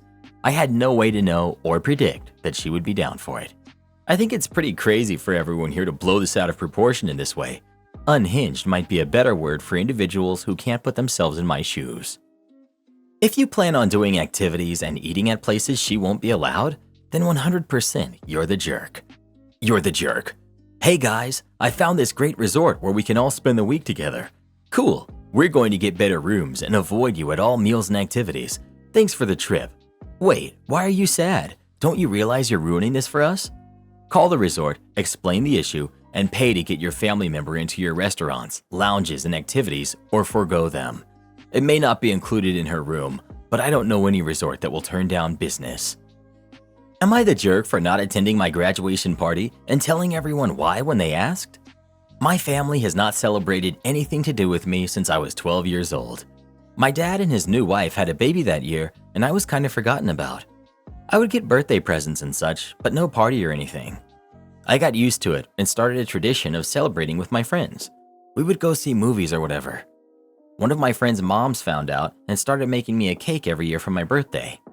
When I graduated from high school, I had saved up enough money to go on a week-long vacation in New York City with my best friend and her mom to see Hadestown. I just finished university, and I'm starting my new job right away.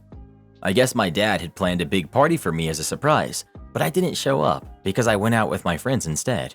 When my family started asking me why I didn't show up after my father had gone through all the effort for me, I explained that he hadn't celebrated anything of mine in 10 years, and I didn't know he had planned to do so this time.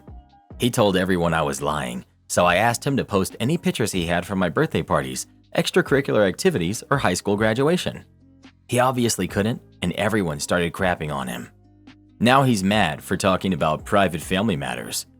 I'm just going to go over there and pick up a few things I have left in that house and just move to my new city without dealing with this anymore.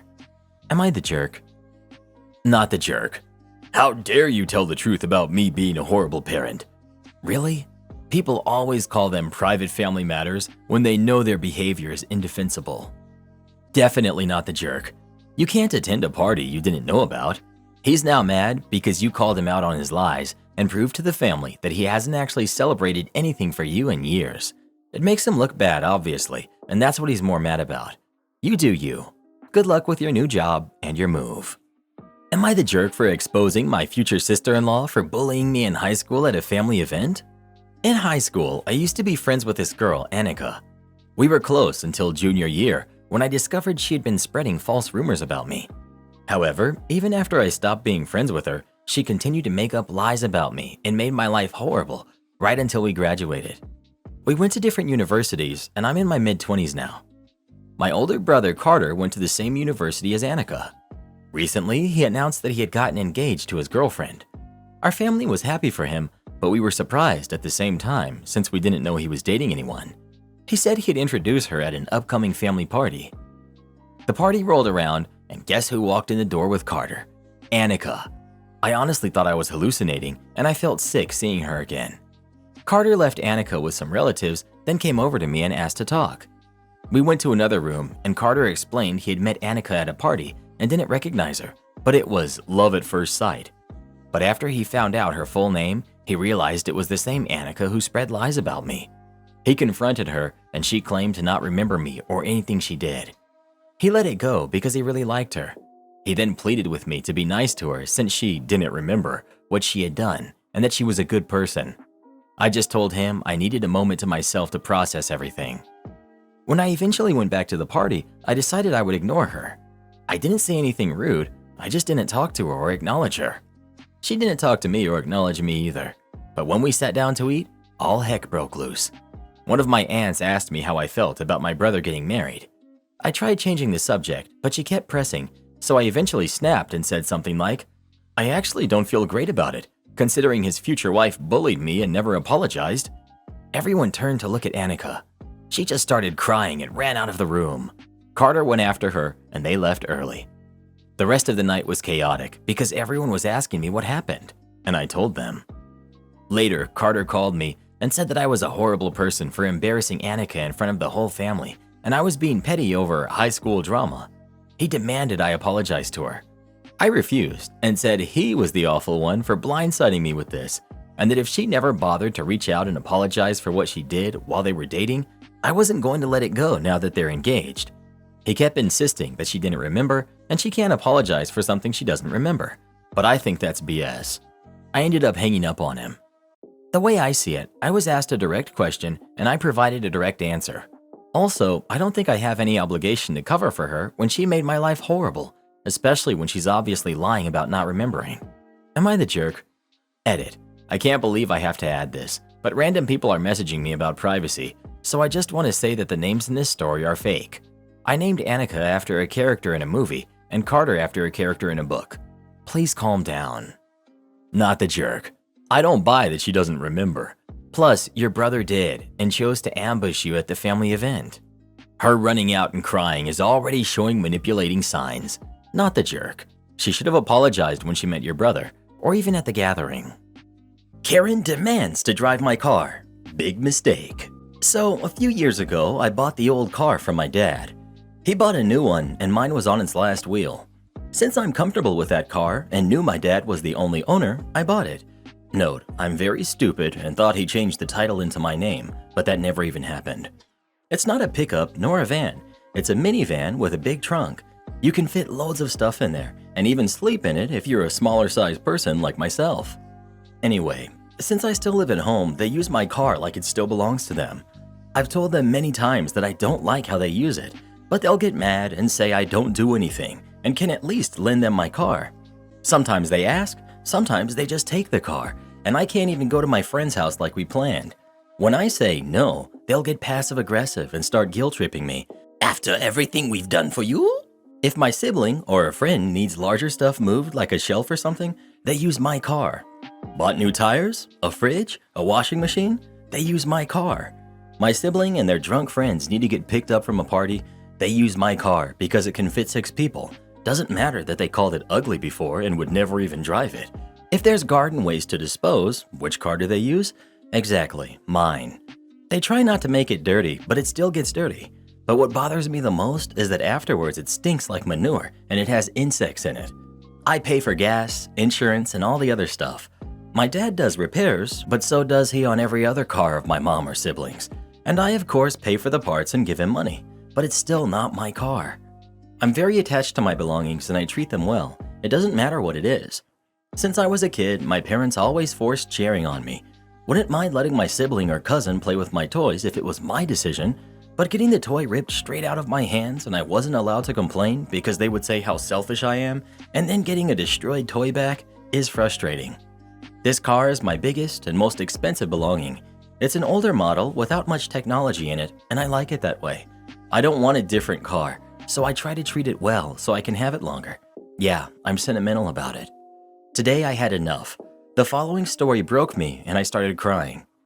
My aunt called and demanded that my mom drive her with my car to help her with a carpet.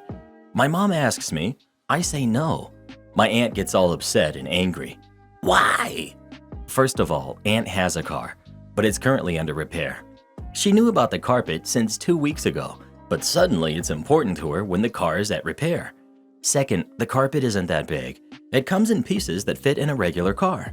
Third, they have more cars than the one that gets repaired. Also, they have a trailer. They kept pressuring me, and I couldn't anymore. I started crying. Why is it always my car? Why can't I have that one thing? My sibling gets to have 2 cars in their name, and no one uses their cars. I said if I ever buy another car, I'm gonna get the tiniest car on the market so that they can't exploit me and use it, despite the fact that I feel unsafe in such small cars. My mom just stood there watching me cry. I love my car, but I hate the shared crap so much. If my dad sold the car to a stranger, they wouldn't access it anymore. But this is different because family. I'm so done. Cut your losses. Buy a different car by yourself. Cancel insurance on the car that is still in your dad's name. Tell them what you did. Do not renew the license on it since it's in his name. Sooner or later, they will get caught driving without insurance or proper licensing. Gas? They have to buy it. Maintenance? It's in your dad's name, so it's not yours to deal with. Don't let anyone borrow your next car, and keep the keys with you at all times. If they do somehow take your car, call it in as stolen. They're simply taking advantage of you. Time to cut those strings. You are the adult here. Demand the money back. Tell them since the car isn't in your name, then you didn't actually buy the car, so they essentially stole money from you. Also, newer, smaller cars might not make you feel safer, but in an accident, you are safer than in older cars. They are designed to crumple and spread the force of the impact away from the people inside the car, where older vehicles don't do that at all, or are not as good at doing that. Am I the jerk for leaving the restaurant because of what my husband did? I would like to start and say that my, female 29, husband, male 35, comes from a well-off family, and most of his friends are well-off too. Unlike me and my family, we come from humble, working class, and we don't own a lot of assets like my in-laws do. My husband cares about appearances. At first, he didn't care how I dressed, but he did buy me things that he said I would love, but nothing was my style really. After marriage, he sat down with me and told me that I 100% get to choose how I look except when I'm with him or his family, and introduced me to brands to choose my new clothes from, and I started wearing them whenever I'm with his family and friends. Although it limited my choice on what to wear because I'm more into simple things. For his friend's birthday that was celebrated at an upscale restaurant, my husband bought me a $300 dress to wear for the occasion, but I didn't like many things about it. I told him I'd just wear my $60 floral maxi dress. He didn't think this was a good idea and said that I didn't have a choice in the matter. I said, I either wear the dress or I don't go. He said fine then, whatever, but still wasn't happy. We got to the restaurant and no one said anything about my dress, except his other friend who said I looked great. After dinner, my husband moved quickly and spilled wine all over me. He freaked out and said that he thankfully had a replacement, then pulled out the $300 dress he previously wanted me to wear from a bag. This whole time, I couldn't help but think he deliberately spilled the wine on my floral dress to force me into wearing the other one. He handed me the dress and told me to go change. I got up, but instead of going to the restroom, I made my way to the door.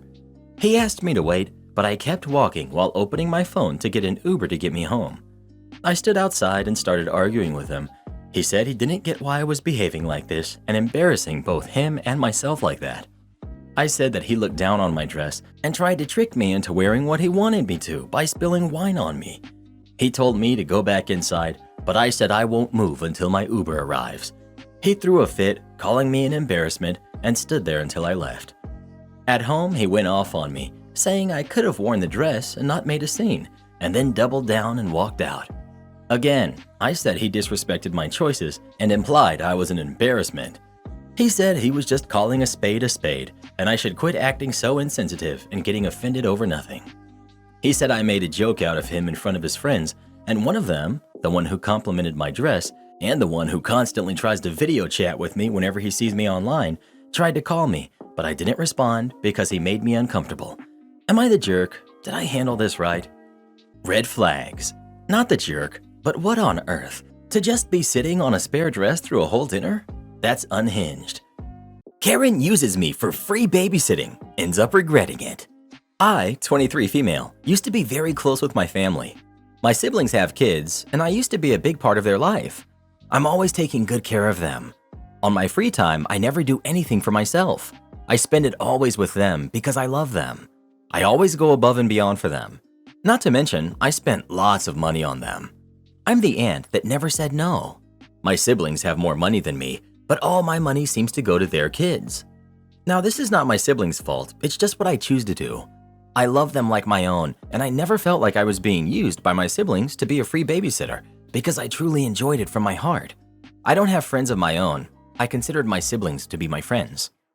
However, a year ago, I had a terrible injury and I couldn't walk or use my hands for 6 months. I went from being the girl that helped everyone out to being unable to help myself.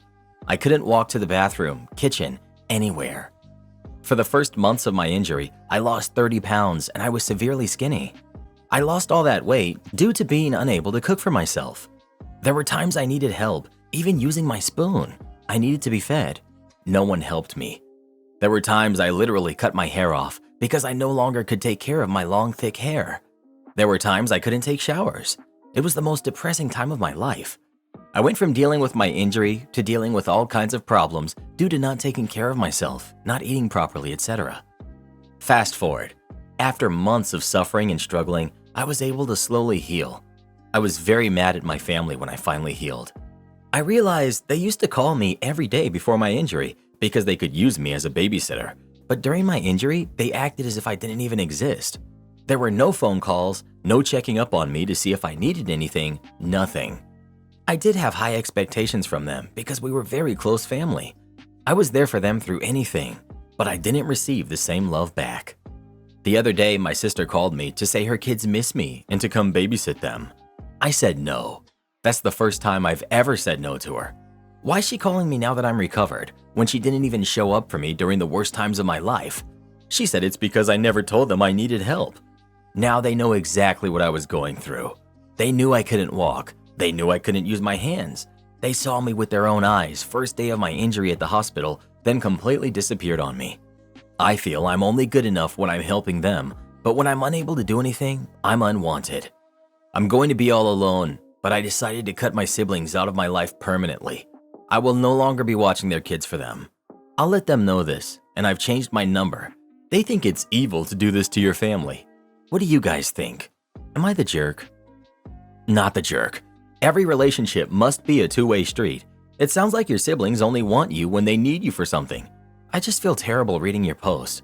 You can still be a great aunt when you can and want to, but you don't have to say yes every time to be a great aunt. Not the jerk. The only evil people are the ones that up and disappeared when you needed them. Did they ever ask you if you need anything to just let them know? Good for you, OP, for recognizing your worth. I'm truly sorry this happened to you. Am I the jerk for ruining a family dinner? I'm known in the family to be a control freak about preparing food. In fact, in my family, there are 2 dinners in the year that all members come for, 30 people. And before I took over, all dinners were extremely late. There were always problems with seasoning or poor preparation. I'm organized, and for every meal, I have a spreadsheet with everything I need to make a huge-scale dinner. At first, they didn't respect it, but after seeing that my method was useful, everyone joined in and allowed me to be the head of the organization. Since then, dinners are ready on time. Everyone praises and repeats the dish. Not very common. It takes 1 to 2 days to prepare the meal. I don't ask them to help because I know I'm serious with organization, but if the person wants to, I ask them to respect the process. Another fact, my mother was a cook for 1 year and my sister-in-law is studying gastronomy. The situation. Sunday was one of our yearly dinners and I was the head as usual. My sister-in-law, my mother, my aunt, and uncle would help me. This would be my sister-in-law's first family dinner and she offered to help. During the preparation, my mother started to do several things wrong, and every time I said something, she said something like, "Stay calm, a wrong thing will not lead to anything." The problem is that she did so much wrong, skipping so many necessary steps in the food that most things I had to redo or give a second look. She continued to help even though I said it wasn't necessary. I broke down when I just commented something about steps with my sister-in-law and she corrected me. I was going to comment, but my mother said, "I think you better cool off in the pool and let those with experience sort it out." I accepted, grabbed a glass of wine, the spreadsheet with me, and spent the whole day in the pool, ignoring when they asked me to come back. So dinner was late, poorly seasoned, undercooked, and no one had a second dish. My mother later said that I ruined dinner and humiliated our family in front of relatives in revenge. I shouldn't take that serious because it was a silly family joke. By the way, I love making these dinners, and yes, my mother and sister-in-law's behavior is common. Am I the jerk? Someone asked for examples of what she did wrong. She put too much salt on one of the meats and it was inedible. There had to be 10 of something for the food and she cut it in half because it was too much. It wasn't. She started to make rice very early, and we use the pan first for other food, and the rice is last because it's the biggest and heaviest pan. My spreadsheet basically has the amounts and how long each cooking ingredient goes. I point out when they can get the quantities wrong, too much or too little, or when they start making food that is for a long time before or after. Not the jerk. You did exactly what your mother suggested you should in her rude way. Good for you for having a nice day in the pool. The last person who gets to complain is her. Not the jerk. The mom kicked OP out of the kitchen because she was trying to impress her new daughter-in-law. Then when it went wrong, she blamed OP instead of taking responsibility. I half think mom was low-key bullying OP to impress her new guests. Am I the jerk for telling my sister it's her own fault she's alienated from the family? I'm one of 3 siblings, 29 female, 27 female, me, and 22 male. This all started about 5 years ago when my older sister came to me and told me she was looking into our genealogy and she wanted me to do one of those novelty genetic tests. I wasn't enthusiastic about it, but she was weirdly insistent, so I gave her the sample she asked for and moved on, not really giving it much more thought. At no point did I have a digital login for any results. I also never thought to mention this to my parents. A few months after this, sister moved 6 hours away for another job and was non-communicative. She would call dad every once in a while, but brother and I found that if we didn't call or text her first, we wouldn't hear from her, and she basically cut mom off outright. When questioned about this, she would refuse to acknowledge that's what she was doing. Ultimately, we all just accepted it. Mom was totally baffled and brokenhearted, and the rest of us naturally became less close with sister as a result. Even she and dad only talk a few times a year now, and none of us have seen her in person in 5 years. Earlier this year, brother did a 23andMe and got weird results that led to hard conversations. Mom and dad came clean that the 3 of us were donor conceived, a choice they made because dad is infertile. They apologized for not telling us earlier, but dad felt strongly about not telling us because he never wanted us to think of him as any less than our dad. Dad called sister and told her this too after we talked, and she basically had a breakdown on the phone. It turns out she knew dad wasn't her biological father and firmly believed for 5 years that mom had cheated on dad and had been nursing intense resentments as a result. Apparently, she did a genetics test 5 years ago and was puzzled that the ancestry info didn't match what we know about our dad's family. That's when she came to me to get a sample. She sent it to the lab with hers, and they confirmed the results were genetic half-siblings with the same mother and different fathers. She drew her own conclusions from there, that dad was my biological father and not hers, and that mom had had an affair and uprooted her life to get a fresh start. She's now furious about the situation and feels like she's been robbed of the last 5 years. When we last talked, I was maybe less sympathetic than I should have been, and I told her that cutting us off with no explanation was an insane move, and if she had told us even a fraction of what was going on, it could have been cleared up years ago. I acknowledged mom and dad messed up here by not being truthful about our genetic identities, which I'm also struggling with my own feelings on. But in the end, it was her decision to do this dramatic move and slow fade with zero explanation.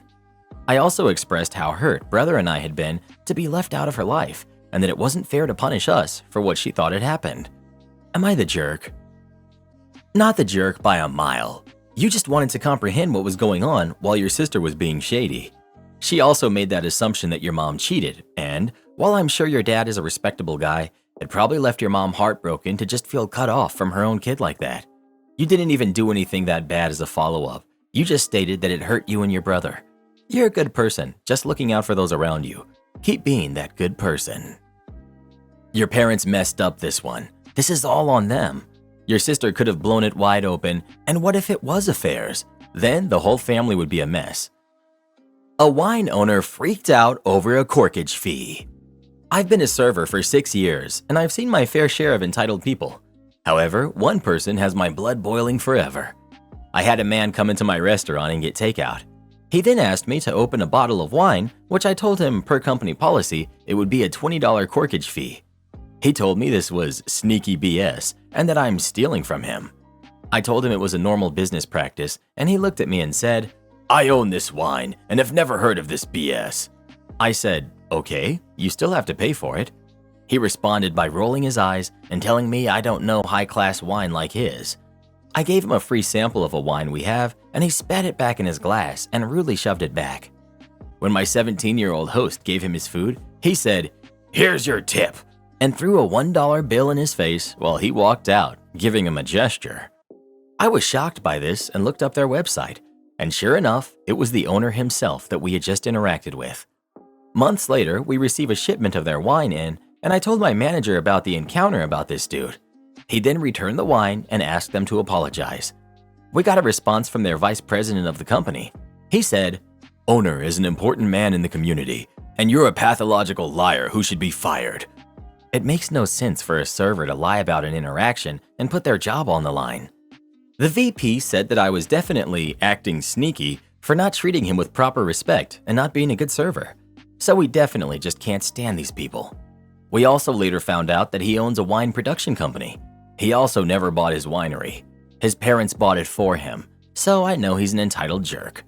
So we've told all the other restaurant owners, servers, and bartenders in our area, and anyone who loves wine, the truth about this jerk. The most expensive tip ever. Nearly 15 years ago, I went to work for a company. The intent was for me to complete a project in quality and then move over into program management, but someone quit and I was asked to fill in as a customer quality engineer. This meant that every month I traveled to customer sites, did the first pass analysis of our defective products, and got yelled at. A lot. It really sucked.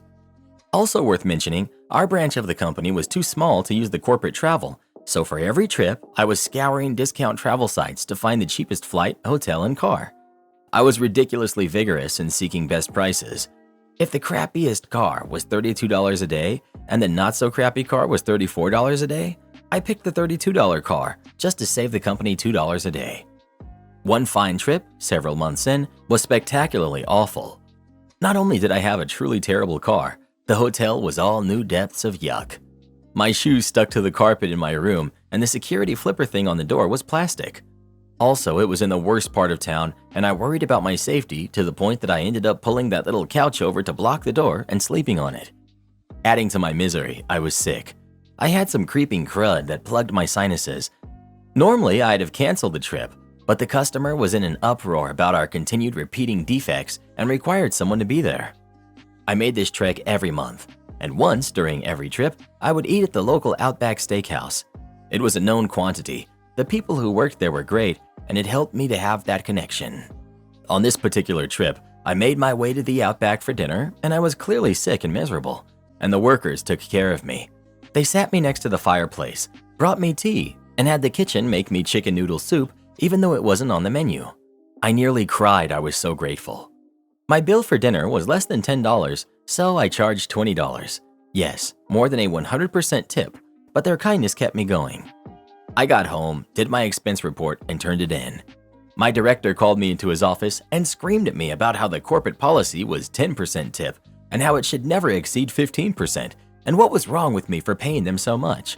Remember, total bill, including the excessive tip, was $20. It broke me.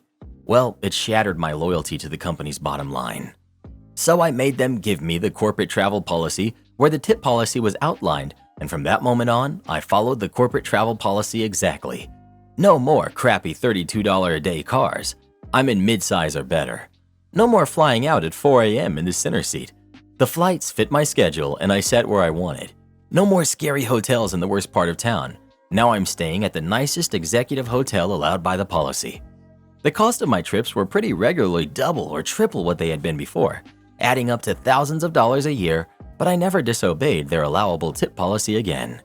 The true irony, the corporate tip policy actually had verbiage that said exceptional service could be recognized with an additional gratuity, but basically don't make a habit of it. Also, the allowable per diem was $50 a day, and a receipt was only required if over that amount, so the tip that started the whole thing was within per diem, allowable for exceptional service, and the receipt for it had not been necessary. Am I the jerk for telling my brother he'll probably end up bitter and alone? I, 22 male, have a brother who's 27 and a sister who's 29. My brother didn't have an easy childhood. He was bullied at school, and the other kids told teachers that he was an instigator. They believed them, and my parents believed the teachers. As a result, my brother grew up quite isolated and anger became his main defense mechanism. He tends to fly off the handle quickly and lashes out at any and everyone. We never had a close relationship growing up, but we've bonded as we got older over how our childhood affected us all. Sister, as the eldest, felt copious amounts of pressure to be perfect, and I, as the youngest, pretty much raised myself. Our parents have since apologized, but to be fair, they grew up thinking financially providing for your kids was all they needed to do. They didn't know where they were going wrong at the time, and we were too young to articulate how we felt. We've had several open conversations about it since. They've apologized, and we've been a united front for the last 4 or 5 years, minus some hiccups. We were at our parents' house over the weekend, and my brother left a plate on the side after my mom had just done the dishes. My sister told my bro not to leave it. He got defensive, and they started arguing. It was petty back and forth, normal sibling stuff, until my brother hit below the belt and said he doesn't know why she's so pressed about a plate anyway. She has bigger things going on in her house to worry about. For context, her and her husband have had money troubles and recently borrowed money from us to cover their mortgage. Sister didn't say anything, just started crying. I stepped in and told him he had gone too far. He needs to learn to control his anger, because all he ever does when faced with any minor conflict is to go for the jugular, and no one with any self-respect will stay around him. He's never been able to hold a relationship, girlfriends or friends. I went on a spiel and ended by saying his rough childhood doesn't give him license to be an insufferable jerk who will probably end up bitter and alone. My dad and sister agree and think, though harsh, it's something he needed to hear. But my mom thinks I was out of line. We've spoken about therapy before, had many heart-to-hearts, but he's firmly against therapy and just doesn't change. To be honest, I love him, but it's exhausting being around him sometimes. I thought tough love would help, but he's blocked me on everything, so I think I may have gone too far. Am I the jerk? Everyone sucks here. He's the jerk for going for the jugular over a minor matter. You're the jerk for also going for the jugular with your end up bitter and alone talk. Everyone sucks here. He shouldn't have said what he said. It was uncalled for. Equally, while it's a conversation that needed to be had, the way you worded it in the moment was cruel. Explaining to him kindly that you are concerned he's pushing people away and offering to support him to find help would have been the right way to handle it. Well, who do you think is the jerk? OP or his brother? Please let us know. Wait, is this really so out of the ordinary? I thought all families talk to each other like this. Am I the jerk for choosing to move across the country to be with my daughter, leaving my son and grandkids behind? My wife passed, and I've been a little lost in my life since. My daughter, Angie, moved to Colorado for college and made a life for herself. She and her husband are looking to buy their first home, and their budget is essentially the most fixer-upper of all time. My son-in-law is a great kid, but he is no handyman. Angie is a natural at this sort of thing, though. I came up with the idea that I could move out to Colorado and help them fix up a home if they buy one. They immediately agreed. I've always been drawn to the Southwest, but more than that, growing up, Angie, who's now 36, was a very troubled young woman. I also worked the night shift for most of her childhood, so there were years where I felt I didn't really know her. Her moving to Colorado was the best thing she ever did. She's a late bloomer, but she's trying now. I went to tell my son Eric, who's 40, last week. He was incredibly surprised and very hurt. He and his wife have 3 kids who are all under 5. He's upset that I'm choosing his sister over the grandkids, saying that they don't deserve to be discarded by their grandpa because his sister made a lot of bad choices and can't afford to take care of herself, and that she had her chance at a childhood and it's their turn now, and that I have to be the one to tell them that I don't want to live by them anymore. I want to live by my daughter. I told him that I was disappointed in his reaction and that he thinks that way of his sister. At that point, his wife got home and joined the pile-on, talking about how she's shocked any grandparent would make this choice. Eric said that, what, is Angie more important than his kids? And I said, darn right she is. She's my daughter. He told me to leave, so I did. I really do have to wonder if I'm the jerk here, if my choice is really that shockingly bad. Edit. I wanted to bring up a few things. A lot of responses are going out of their way to create their own version of events, and it's a little strange. Please feel free to ask questions about what did happen rather than writing your own stories. Eric didn't suffer because of Angie's difficulties as a kid. Angie is the one who suffered by not getting the attention or help she needed. Not the jerk. You're a grown man. You can choose where to live. Not to mention, moving doesn't mean you won't be their grandparent or in their life anymore. Plenty of grandparents don't live in the same state as their grandkids, and they still manage to maintain relationships. Generally speaking, I wouldn't advise picking favorites among your family, but they kinda pushed you into saying that your daughter is more important, and honestly, that sounds like a reasonable priority. I'm gonna sound like a jerk here probably, but is there any chance you are currently helping them a lot with childcare and their reaction might be based on that? Not the jerk. I have 2 brothers and they each have kids. I'm infertile. My mom chooses them over me all the time because grandkids. It's nice to see someone support someone without kids for a change. People seem to forget that childless adults still deserve their parents' attention too, even when they have grandkids. Info. Are you currently providing childcare for your son? OP. I spend time with the kids, but I don't provide childcare in any sense other than once in a while. They'll spend the night at grandpa's house. Not the jerk. Your choice of where to live is your choice, full stop. You do not owe your adult kids anything, and your son taking this as she wins, I lose is not your problem. Am I the jerk for telling my friend I don't like staying at her place because she sucks at hosting? Me, 24 female, and my friend, 24 female, live 4 hours apart. We visited each other a couple of times over the last 2 to 3 years. Whenever she comes to my apartment, I plan ahead, asking in advance what she likes to eat, stocking my fridge more than usual, etc. Then when she arrives, I make it clear to her that she has free access to the kitchen and bathroom and to just ask if she needs anything. Depending how long she's staying, I'll clear space for her in my closet. I'm very mindful about making her feel welcome and at home, especially because she can be really shy and doesn't like to feel like she's bothering anyone. One time she forgot a towel and it took 2 days of her air drying in the bathroom before I figured out she didn't bring one and offered her one myself. But when I stay at her place, to put it bluntly, she makes me feel like I'm bothering her as much as she fears she might be bothering me. Like if I stay at her place for 3 days, she'll offer me food maybe once. If I say I'm hungry or ask for food, she tells me she doesn't really have much in the fridge. I usually end up ordering in, or she tells me I can go grocery shopping if I want. It's just really weird to me to invite someone to your home and then tell them to go buy the food they'll be eating while they're there. I'm not expecting a banquet, but at least some acknowledgement that human beings need food would be nice.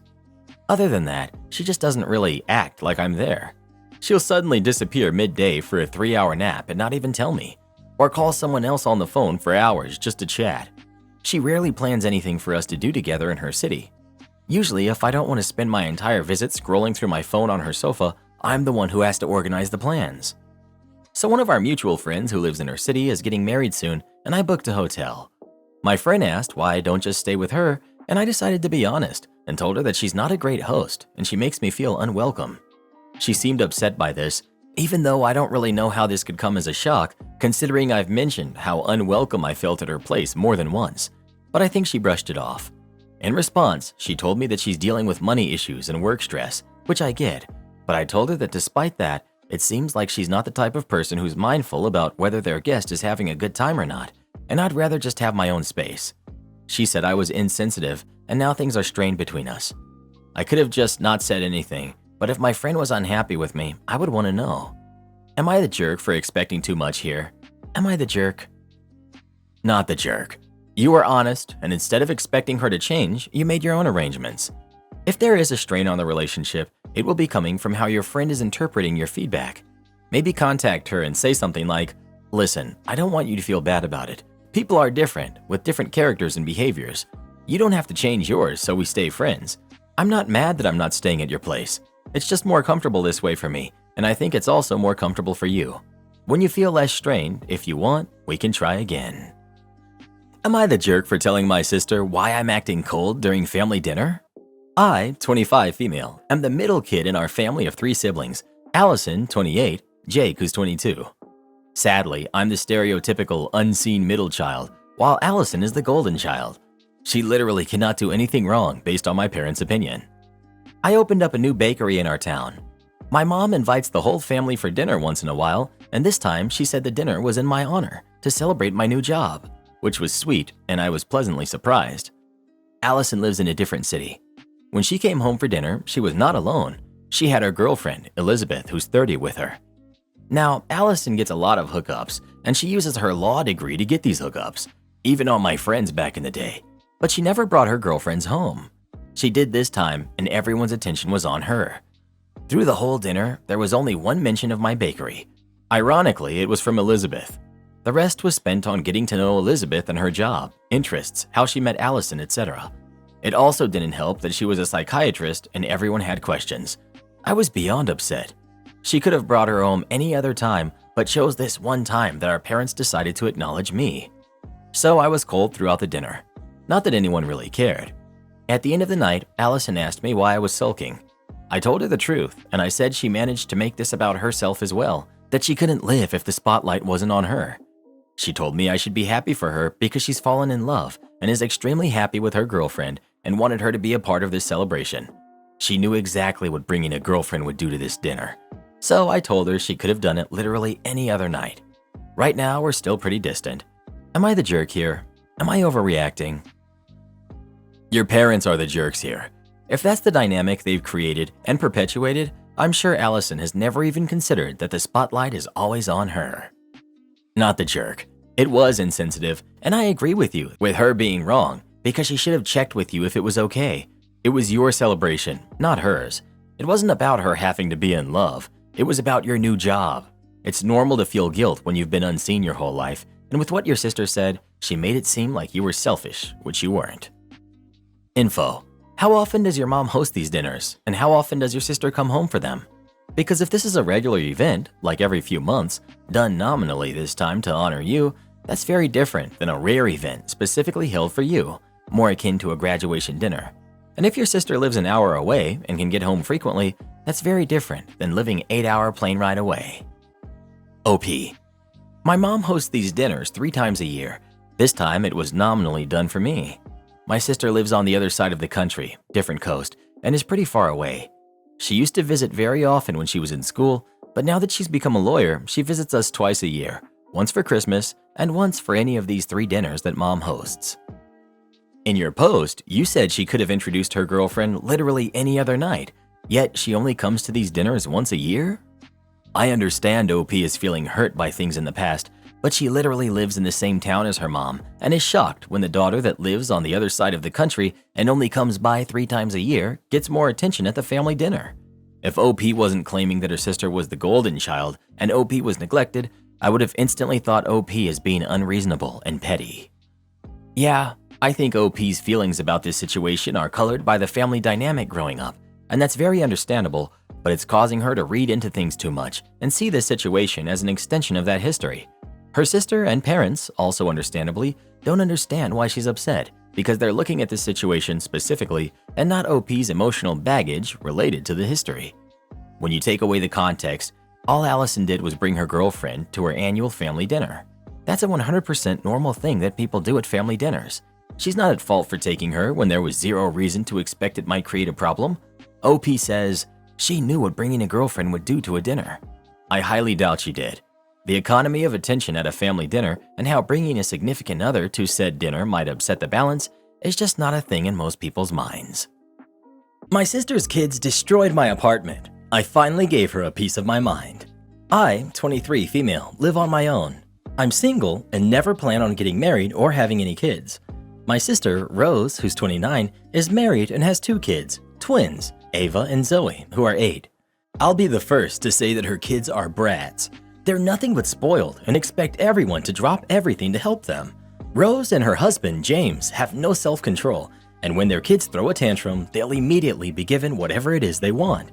To see 2 8-year-olds boss around their parents is nothing but sad and pathetic.